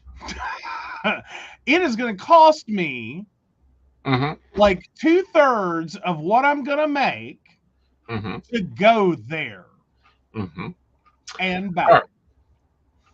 All right, so let's go ahead and take Ashley's next question, since she's the one asking the big questions tonight. Oh, so was I the first partner you brought in?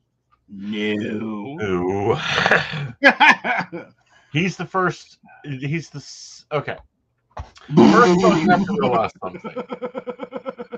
The invisible assistant wasn't the first partner. It's like swapping spouses, but you just keep one. I mean, it's sort of how it worked. So before the invisible assistant, I was dating someone else. He met the invisible assistant. Talked to the invisible assistant. The invisible assistant talked to me. We got to chatting. I didn't like where he was living at, and I'm like, I'll be up next Thursday to pick you up. Mhm. Put in your resignation, collect your last paycheck. There's no damn reason you can't work down here.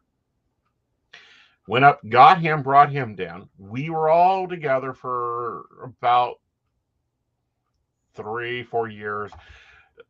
OG partner was like 11 years. Like 11 years is normally when they go a little cuckoo. They get a little stabby at that point, and They get a little stabby at that point. So OG leaves. Wake up one morning. Easiest divorce I've ever had, ladies. Wake up one morning. There's a note on my desk. Gone for a walk. Okay.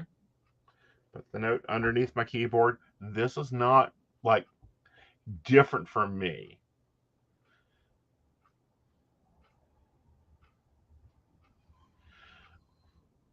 Put the note underneath my desk. It's 8 o'clock at night. He's not back. It's 11 o'clock at night. Okay, I think I might go check and see, did he fall, break a leg, something? Couldn't find him. He pops up on Facebook the next day. Just made it to Florida, enjoying my new life.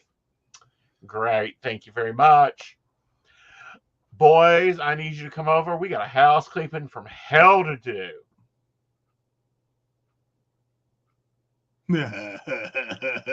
Yes, it does, Ashley. Yes. Yes, it does. It does. Google Calendar and planners are Aeson's friend for managing all that. And you're going to see that in your planning video this week when it gets all a little entangled and a little interesting. So then it was just me and Mikey. And oh, you named him on air?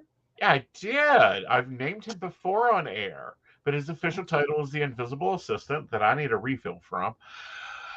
So, and of course, we all commonly date. Okay. So now spell that out. What do you mean spell that out? I date people, you date people, Mikey dates people. Thank you. But no, see, because when you say commonly date, a lot of people take it because I've always had the easiest time going, my boyfriend has a boyfriend. It's really easy to follow from that. Yeah. And people are like, oh, okay. You know what I mean? Like there's like layers of okay, got it. Yeah. Like my boyfriends have boyfriends. Yeah. Well, see, but here's the problem, though, is every time you start trying to say, I have two, and then everyone gets confused. Right. Everyone gets confused. And then you say words like, we commonly date. No, we don't. We individually pursue other relationships. Independently. Yes. Of any other relationships. Right. Yeah. Not like you like talk to one of us and then like all of a sudden you're on a date at 3 a.m. at like the omelet shop and 3 dudes walk in. Right. No. And you're all in, for any prospective daters, you have to form your own relationship with everyone you want to date. We don't do joint hookups. No. All right. Well, and more importantly, that's probably also one of the big spell outs is like, it's not an all or nothing. Yep. Like, and that's probably the bigger point I wanted to clarify as well on like commonly date is no. Right. It helps tremendously. If any other partners in a poly situation can be like, I'm cool with you. I don't want to date you. I'm not drawn to you, but I'm cool with you. Yep. It's not required, per se, but it does get spicy, when that component's not there. Like, if you know how a lot of straight guys will say that you don't just date a girl, you date a girl and every friend she has ever had since kindergarten? That's sort of the same thing. So yeah, no, you're not going to spend all your waking moments with them, but you're going to spend enough Mm-hmm. that like you can be having a great relationship with the person you're having a relationship with, but if you can't have a good relationship with like Your and metamors. yeah, well, but more importantly, like trying to do a parallel experience. But and it's easier from the like a straight guy perspective, it really truly is. That if that girl has that one friend and you're like, I fucking hate that bitch. Mm-hmm. I like, oh, I hate. I don't mean like you are like you have minor problems and differences of opinion. I mean like the thought Mm-hmm. that they might be coming over just inspires rage. Mm-hmm. Hate that one friend. That's gonna be problematic and hard to deal with. Uh-huh. Like it's And just probably insight for the hinge there. If one of your other people don't like who you're dating, don't date them. generally a good theory. Generally a good theory. Yeah. Generally a good It's theory. like if my dogs don't like you, you don't get to stay around much longer either. Yeah. I mean, but technically not required. And more so, it's Very going to much a be, requirement. If Vlad doesn't like you, he will eat you. well, there's that. But what I mean is on the, I wasn't talking about the dogs, but technically not a requirement that like you at least got to be okay with. Mm-hmm. Not, think highly of, enjoy spending long periods of time with. Like Mm-hmm. you can not like them. Right. You can't just dislike them. Uh-huh. Like if you just dislike them, no. No. Like no. Mm-mm. But technically it should be for good reasons. Mm-hmm. Like that's the other part is like, okay, like can I understand why you like them? Can Mm-hmm. I understand like can I understand where they're coming from? Mm-hmm. You know, But, example, cowboying, that's an instant game killer for me. yeah, that's trying to separate. That's going, oh, you're polyamorous, okay, and then expecting that you're going to woo someone away from the polyamory. Mm-hmm. Oh, see, that's not cool. Yeah. Though technically, that has lost its cowboy title. What's it called now? I forget. Like, but Well, I we're read going to that the call other it day. cowboying Is so we all understand the English we're speaking. I know. But let me look it up.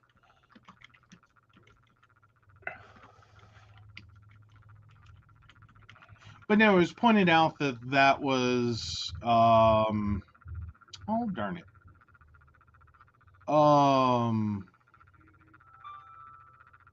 Oh shoot, I can't find it. But I was just seeing it the other day that like no, Mm-hmm. Well, no, we don't do that. yeah, we don't do rustling. I don't play with So, rustlers. But anyhow, all right. So Brenda had a question, and you oh, can read that one because it's for me. oh yeah. So you said Dad blew the roof off. How did Mom and Knight do with you coming out? What does she think of two son-in-laws? Well, uh, I'll take the blew the roof off. You take the two son-in-laws, and you have a call returned from your mother-in-law. But To you? No, you have a call from she only your calls me if mother. you don't answer. So I know she's called you already. I don't know where my phone is. All right. So Mama asked me two questions. One was, "Is that what your life is like?" And I said, "No, While Mama, watching Queer as Folk. yeah, about watching Queer as Folk." And the other one was, "Where did I make a mistake?" I said, "I don't think you did." And she says, "Okay." Now, as far as having two son-in-laws, she does pretty good with two. She may call one of the past son-in-laws names at times, especially when she's mad. Like, I don't think she separates them. No, I think I honestly sometimes think they're both one person. Somehow they blended in her mind. Yeah.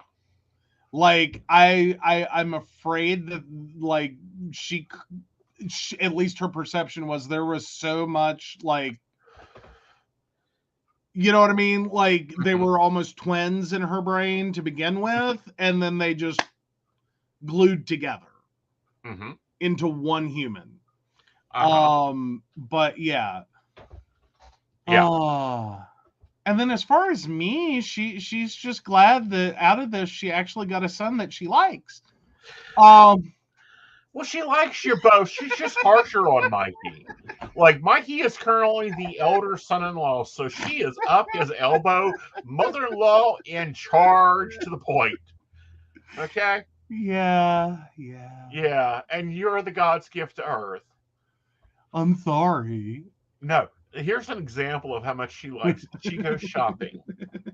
She buys shorts to fit him, and he tries to Oh, pawn but them off no. as she bought them for me. No. This is how this actually works. She does. She says to me that she bought you shorts. Uh-huh. Sends them with me to take to you. I give them to you. You put them on and then come out like, what the fuck? Like, wrong size. Like, and you're already have looked at them like, that's not colors for me. Yeah. Like, and then they fit me perfectly and they look great with everything else I Right. But this Christmas was quite cute. own. Every Christmas, Mother gets a list of Oh, sizes. Every Christmas, she gets a list of sizes and names. It's been the way since we were 4. Gave her the list this Christmas for sizes and names. She comes over, we do Christmas, unwrap presents, and then she looks really confused. So we look at each other because I know already what has happened. And it's just now past the presents. yeah. I think she had a mild moment of like what she meant to do and what she needed to do slid past each other. Uh-huh. Like, you ever have that moment where like and I will do this one is you're trying to do too many things at one time. Mm-hmm. And so like you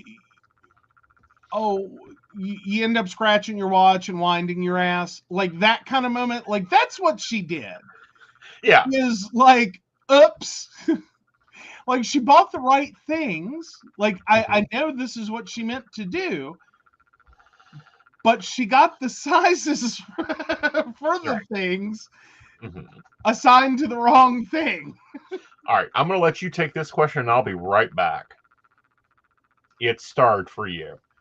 Oh, it starred for me. Okay, well now Yeah. I have to Does find this. polyamorous.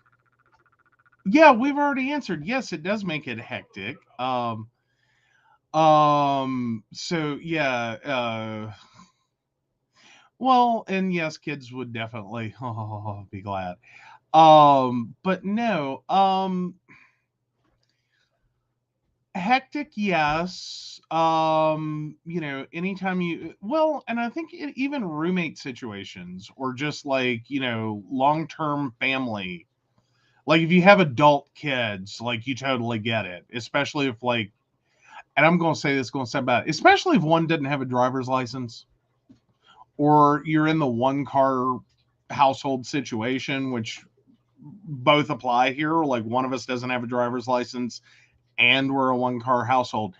It does make things a little interesting right now. Like that's why like we have a big push to like we've got to get the second car moving. That's a big one. But no, so yeah, there's a lot of like checking schedules, trying to make sure before you go off and do something that like you don't screw everyone else over. Like that's a big part of it right now. Well, not only that, but we kind of have some tools that I've used. Um, Yes. Yes, Aeson's it is marker in colors both of and my calendar relationship sections. contracts that if either one of them gets a boyfriend, I get a new pin color. Yes. Yes. But no, I mean, granted, I don't know. Like, that's probably the biggest one is the moving part issue. Mm-hmm. I think that's the biggest part of it right now. Right. And like, and it's not a throw off. I'm not angry about it. I'm just saying it really Yeah. does. It creates a lot of issues when like you have when you have like less cars than people and less driver licenses than people. And if you combine those two, it does get a little wonky. Right. Because But it does, also, it some can of the work out tools really that we use, Google Calendar, well. easy. I will show you my information board in one of one of my YouTube videos or Patreon videos. You'll see the command center for the house. It has everything laid out so that everybody can be informed.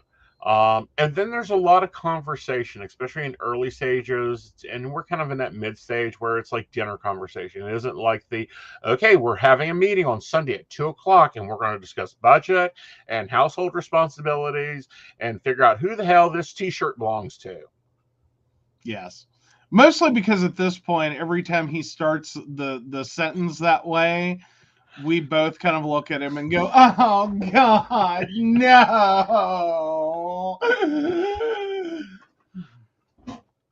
Which is really the only appropriate like family meeting response. What we do. You do. You both do. You both do not care a damn about our financial futures. You will sign anything I tell you to. No, it's not caring. It's just like, oh no, what did we do wrong? It's like having to go to the principal's office. It is. It is. Especially if it's a grand family meeting. And then it's like, and inform your boyfriends or I'll put them into the group text. Inform the others. Though yes. Mostly those are yours. Like, those are mostly yours. Yeah. Like, I am not. Like, okay, see, here's the rest of the tea, though. Like, one, when we got together, I was not even looking, and I fought it for the longest time. Like, I went into this relationship kicking and screaming. Okay, that's how this worked out. Because I, like, after my last ex, I had sworn off and said, never again. I am new. Like, I came into this world alone. I will die alone. That's what I said after the last ex. Okay. Mm-hmm. That's how badly that ended. Because I was like, I'm done. I'm done. I'm done. I'm done. Not doing this. Not going to do this. Don't want to do this. New. Mm-hmm. And so, not for lack of persistence, we finally started dating. I wasn't persistent. I just kept telling you, you keep saying you can't do this, but damn it, you're wanting it. So why the hell can't you do it? Well, granted, you kept pointing out, so like, how would this be different from dating? Yeah. And I'm like, shut up. Yeah. And then he dropped the 3 words and I almost had to replace a patch of the roof. Yeah, basically. So, but anyway, so that's how we got here. But I'm still functionally mentally like there though. Like, I am not looking for like long-term, no. Like, I'm sorry, I'm just like, I got burned too much along the way. It's like, if I can easily get to your house without directions, like, I think this is too serious. Like, that's where my mindset is, okay? Now, granted, remember, he runs GPS to Kroger's, which is 1 exit down. I know, but I can find my way home. Yeah, you can, depending on if you remember which country road to take, but you do find your way home. You know, I get here eventually. But 5 no, hours otherwise. later. But no, anyhow. Hey, I made it. Not as bad as some people. But yeah, no, people have done worse. Yeah. But no, other advice for those, and there will probably not, I will say, there will probably not be more than 3 live-in partners of any variety at one time in this location. Yeah, like no, the house doesn't. The physical house doesn't support it. Right. Like that's kind of where we're at. Like, yeah, I think we're all in agreement on that one. Is like one more, that's it. Mm-hmm. Like anyone after that has to come with their own house. Yes. Like, I'm not saying we all have to move into it. I'm just saying, right, one more person, and then anyone else, like, no, they can't live here. Right. Like, where do we put them? Where do you put them? They're like, Well, and God forbid they drive, which would be great, but God forbid they drive. Where do we park them? Well, I can put another vehicle in the driveway. We have to move a gate, which is no big deal. It's getting moved this summer anyhow. But actually, I'm not saying no fourth partner, because I've made that comment before. He has luck. He basically has the luck that I've always accused my mother of having with children. Is now because now for my mom, she had only ever intended to have 2 children. Well, then she had a third one and decided to make it even. And then she was like, no, seriously, I'm effing done. So tubal ligation occurred. It took a while. 13 years later, she got a 5th one.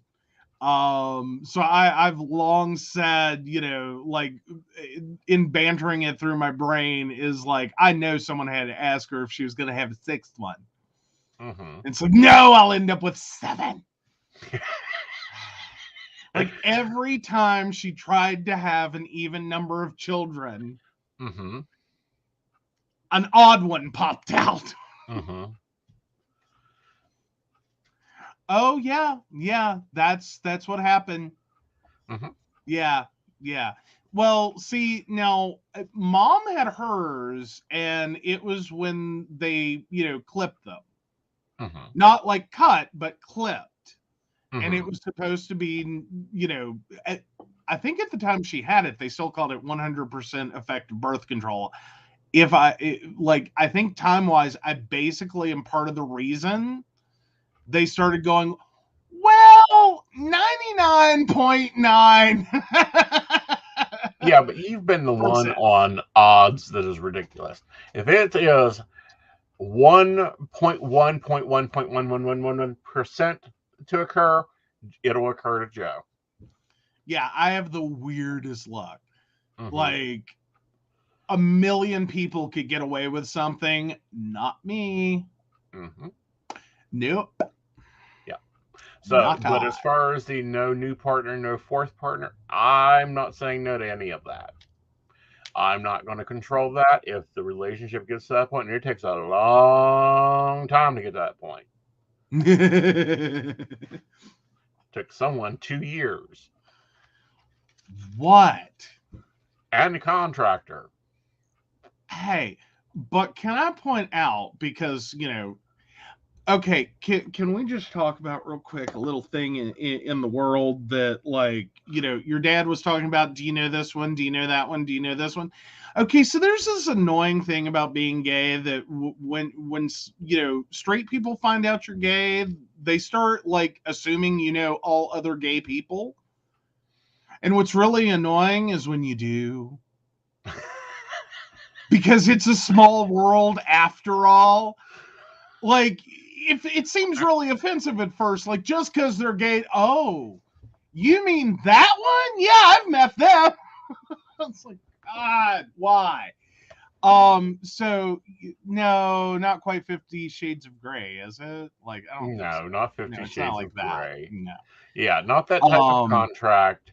But as in building contractor. But no, like it's this weird thing though that happens that like you really do end up knowing people in common. Like you don't it like it's a small world after all. It's you shouldn't technically you shouldn't, but you do.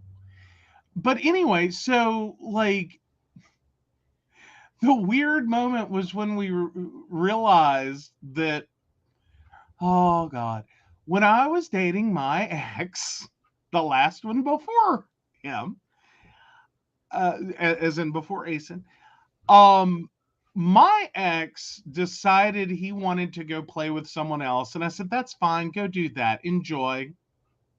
Have fun with that. I asked no questions. I had no interest. Like, go enjoy that. That's fine. Go enjoy that.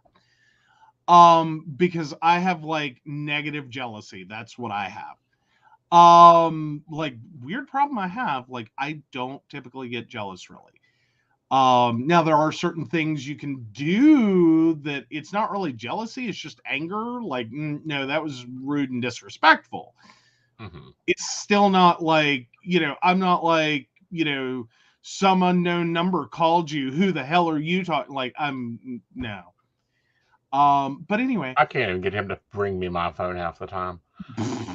Like, I don't know where your phone is. I don't care. Like, and I struggle to unlock it because I'm like, fuck, what is this PIN code? Every time. Like, this is why I never like touch your phone. Is I don't know your PIN code. You don't even need my PIN code. I pre-programmed your fingerprint in it. It never works. You're not using the right finger. Ooh. Anywho, you're using thumbs, and then you're an index. Whatever. Anyway, flash forward from 2007 to like, I don't know, it was like 2019. We were having a conversation, and all of a sudden the light bulb went off for you. Yeah. So the guy that my ex went to play with. Then we started comparing other notes, and it's like, yeah, I know that one. That one's really boring. How do you hang out with that one? That one just drove me up the damn wall. They're too damn hyper. And then we were doing something. I think you were getting ready. You were getting ready to go on a trip, and this was before he bear napped me, and he fed in his old address. And I looked at it, and I was like, really? Go over past those trees, please. That's my old apartment. I've been, he had been talking about stores, and we lived in the same fucking town.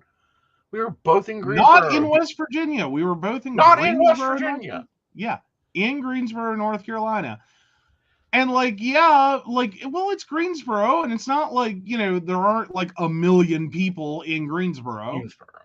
It's easy enough for like two people to just like pass. Right. Never know each other, never talk to each other, live within blocks of each other. Like, weird is when you go to Canada, and I can claim this when I did it.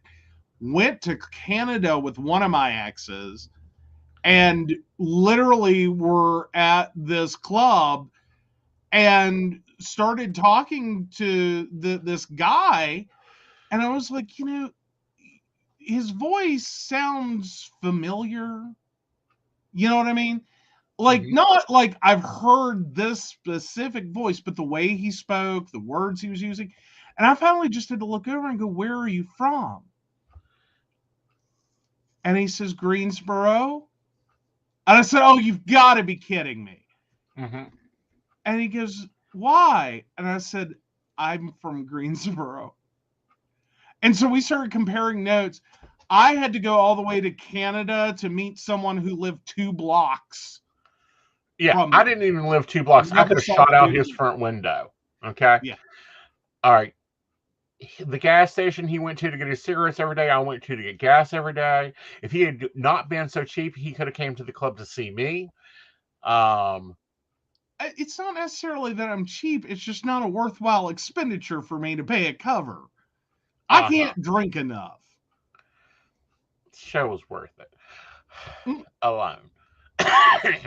But anyway, I move to Columbus. He gets a job interview in Columbus.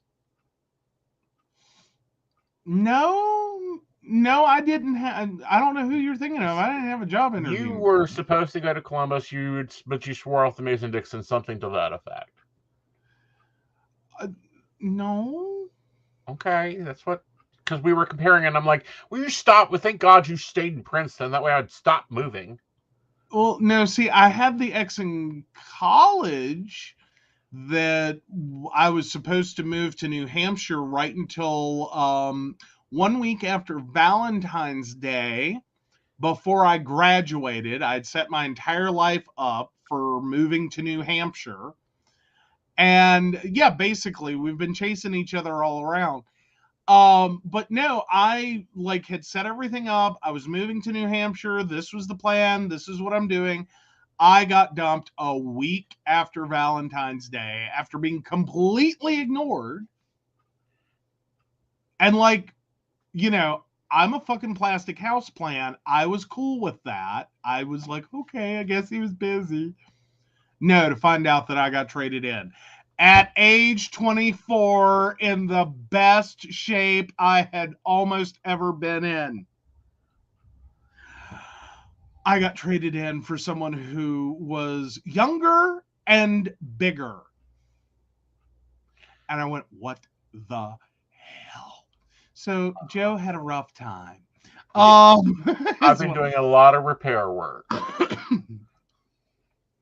Well, yeah, most of my exes, some of my exes are really great and they're decent human beings. We're still friends. I still talk. We are never getting back together. Because effectively we were young, dumb kids and whatever, we figured out in 5 minutes, this ain't gonna work. And moved on. But I've seen you naked, you've seen me naked. So apparently this means we have to be at least moderate friends for the rest of our lives. I don't know. I don't make the rules. It's how it works. You know what I'm saying? But then I have some that it's I don't know how I have any faith in humanity. You know what I mean? I've got some of those hanging out. I don't know how I have any faith in humanity whatsoever. They really, yeah. Yeah. All right. So there's that. Okay, so what do we got now? This is for Are You an Asshole? Unless they've got more questions about us, but we'll talk about those questions. Oh, okay. It wasn't worth seeing me dance? Brenda asked. No one told me. Yeah, Mr. Fuzzy Pictures. Yeah, whatever.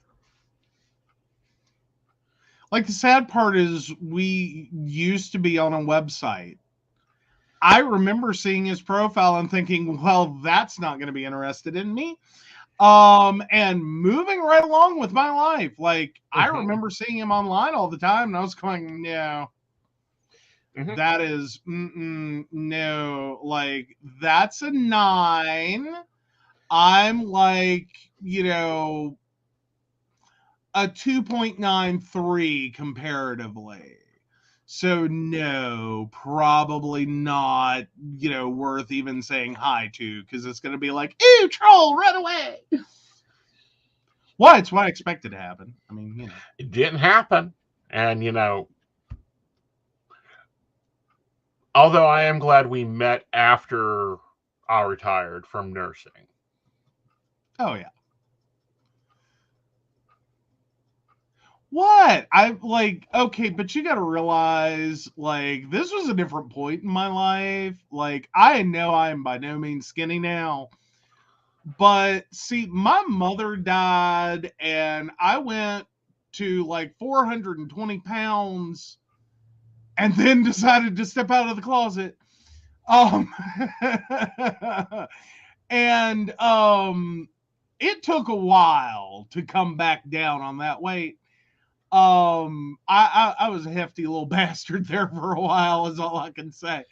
Like I was a ton of fun. Emphasis on the ton. Emphasis on the fun, honey. Well, hey, you behave. But no, like, yeah, like my standards and my self-esteem were both in a toilet. Basically. For a while. Not that some of my exes didn't help with that. Not in a like they actually helped, but I mean like they kept it there. Like, Well, honey, when you date black holes, I mean, black holes are black holes. They'll just suck the life out of you. well, true.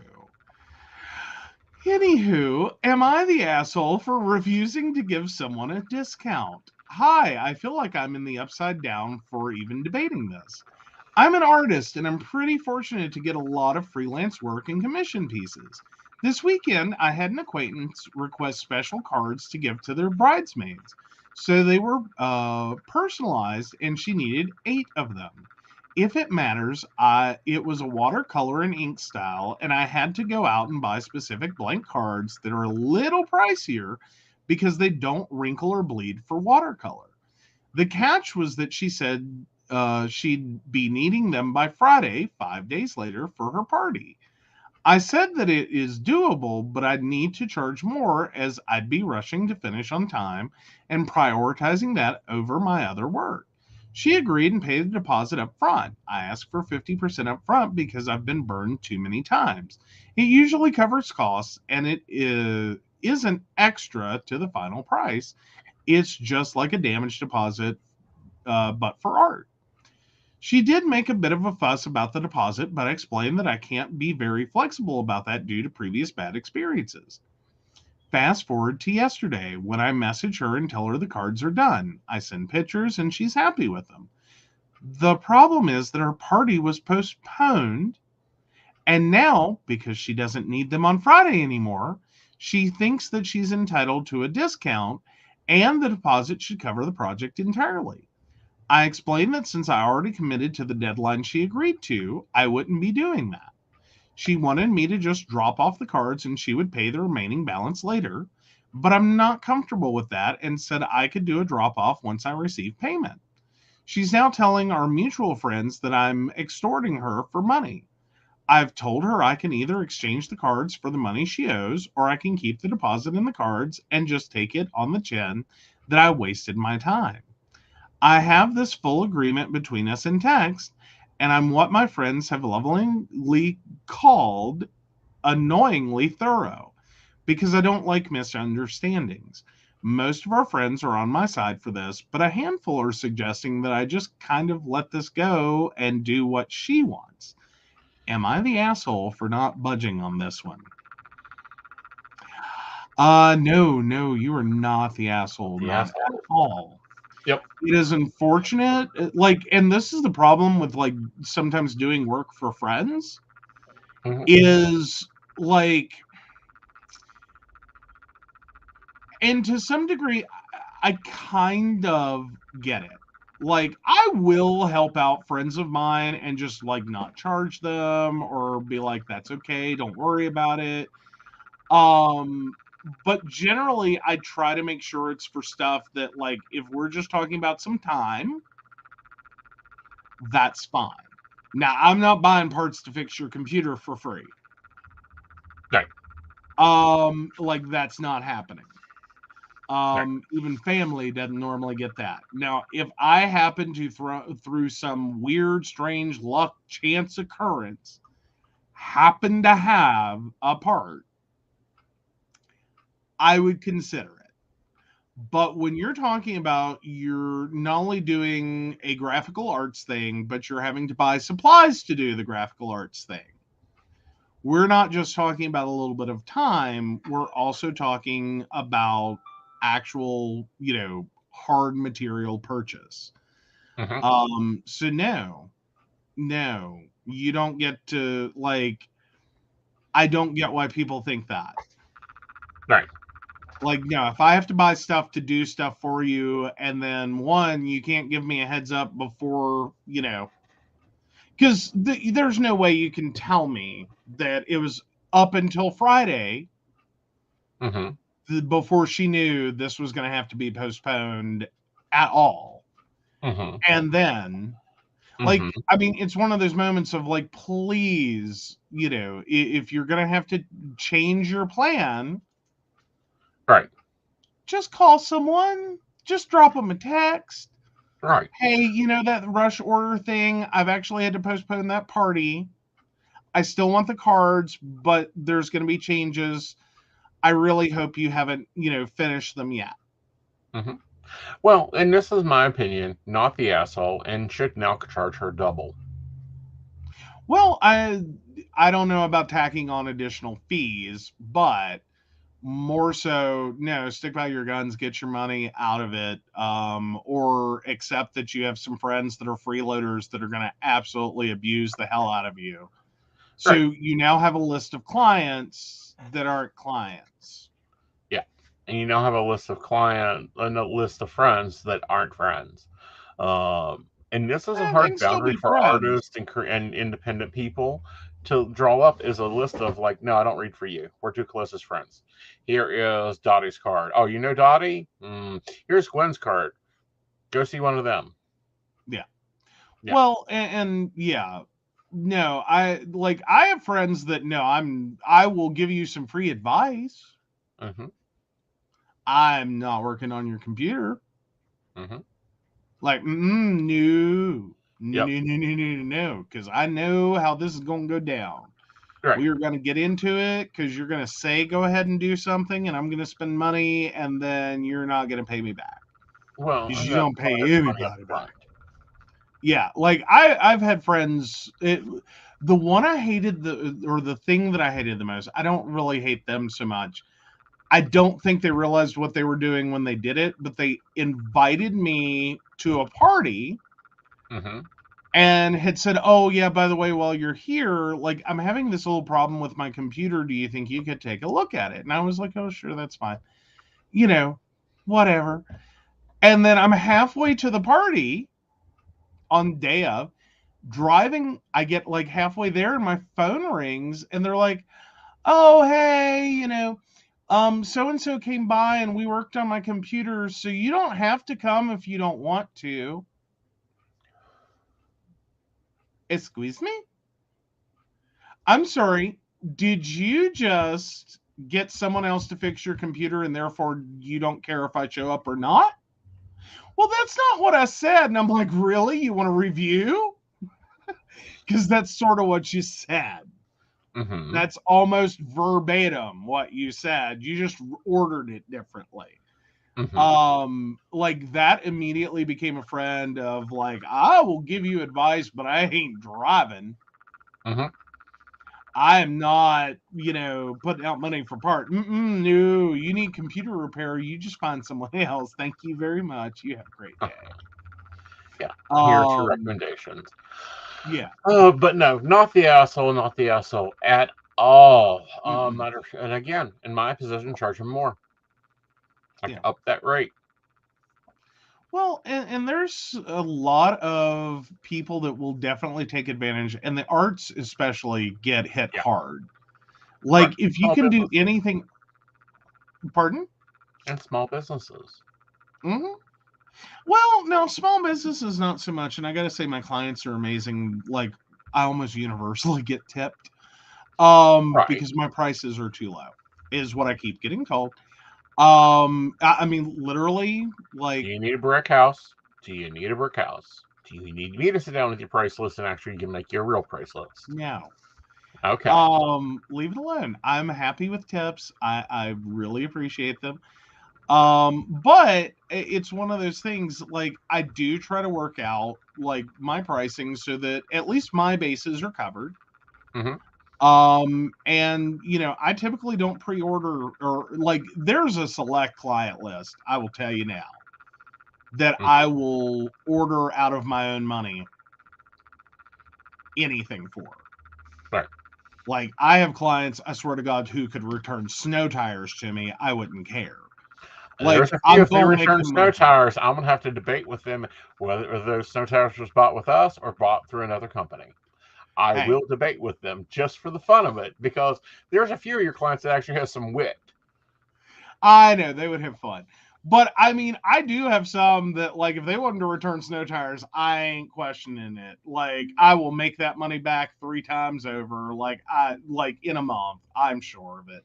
Mm-hmm. Like, whatever, you know what I mean? Like, I would not argue I wouldn't whatsoever. argue it. I'd debate it.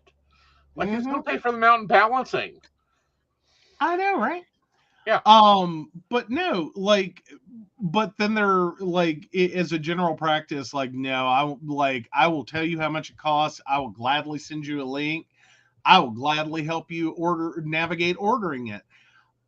I'm not Mm-hmm. going to buy it out of like business funds or my own money or anything like that, because in general, it's real easy in IT repair to get stiffed.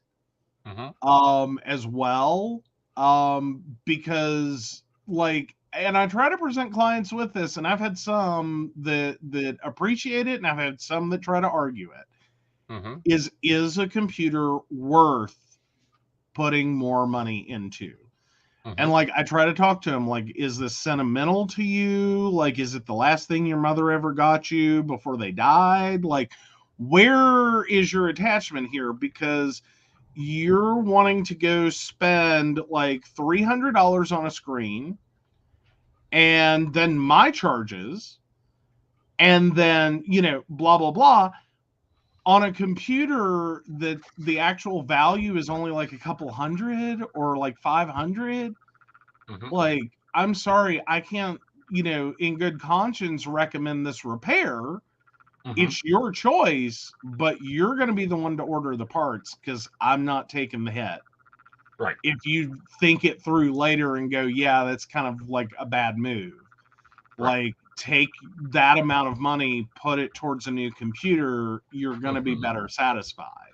Right. And I've told clients that, because, like, computers that are 7 years old, like, how much you want to spend. Like, Right. it's a truthful question, is how much do you really want to spend here? Right. Before, like, just buy another one. Like, it's horrible for the environment, and I get all that, but Right. I didn't create the planned obsolescence and, disposable economy we live in. I just work within it. Ooh, there's been some replies from the OP. The OP has already been accused of ruining their wedding. What? Yeah. Oh my God. No. Oh, how are you ruining the wedding? Like, you did the thing. Right. Like, yeah. Oh, wow. Right. I don't know. Some people, like, I don't know what it is. There's this weird, and again, back to with the arts especially, there's this weird, like, it's not really entitlement per se, but just total disrespect for your Right. field. You know what I mean? Like, Right. granted, I've kind of, on the IT side, I kind of go ahead and say, I play with computers all day. Right. Because it's faster and easier than trying to explain what I actually do. Right. It's, because usually people's eyes glaze and they go, okay. Yeah. Like, alrighty. Right. Yeah, but no, apparently Redzilla has already went off in overall compliments and comments. Yeah. And I'm also ruling them not the asshole. All right, guys, we hope you really enjoyed this show. This show was a lot. It was a lot of deep. It was a lot of fun. It was a lot of storytelling. But if you have questions, remember, you can always comment below. Make sure to do the sharey, likey things, the follow things, the subscription things, because we have a lot of things that come out where you're watching this at, and a lot more stuff coming out. If you want to keep up with me, you can always go to aeson.com. If you want to buy us coffee, you can always cash app us at $Aeson Night. And then, of course, then we have our already baristas perking that coffee and keeping us running. Mm-hmm. So, of course, we want to thank Beverly Walker, Mika G, Kathy, Mary Winfield, Brenda Bryant, Ashley Guest, Shannon C, Shannon D, the ever-wonderful Lady Gwendolyn, Charles Shaw, and Dottie the Psychic. If you'd like to learn more about us, the show, or how you too can become one of our baristas through becoming a Patreon sponsor, please visit us at pcspnetwork.com. Now, I do have an Astara Live that will be going on, and that is a Zoom room. That'll be going on, of course, this Sunday.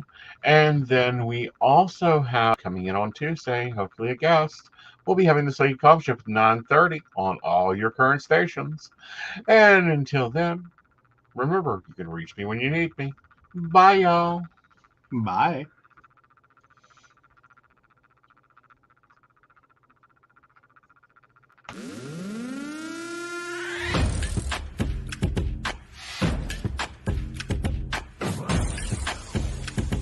Let's work. Yo, it's go time, showtime, never backing down time. One shot, yo, make it count, yo. Crunch time, shine time, make this moment my time. Get a grip, yo, ready, set, go. We bring the thunder. Bring the thunder. Let's work. Bring the thunder. Let's go. Bring the thunder. Let's work. Bring the thunder. Let's go. Yeah, it's my time, yo time. Step into the spotlight. Get lit, yo. Let yourself go. Our time, high time. Gotta go big time. This is it, yo. Never take no flight time. Grind time. Take it to the street time. Turn the roof off. Get loco. Game time, win time. We gon' bring it home time. No regrets now.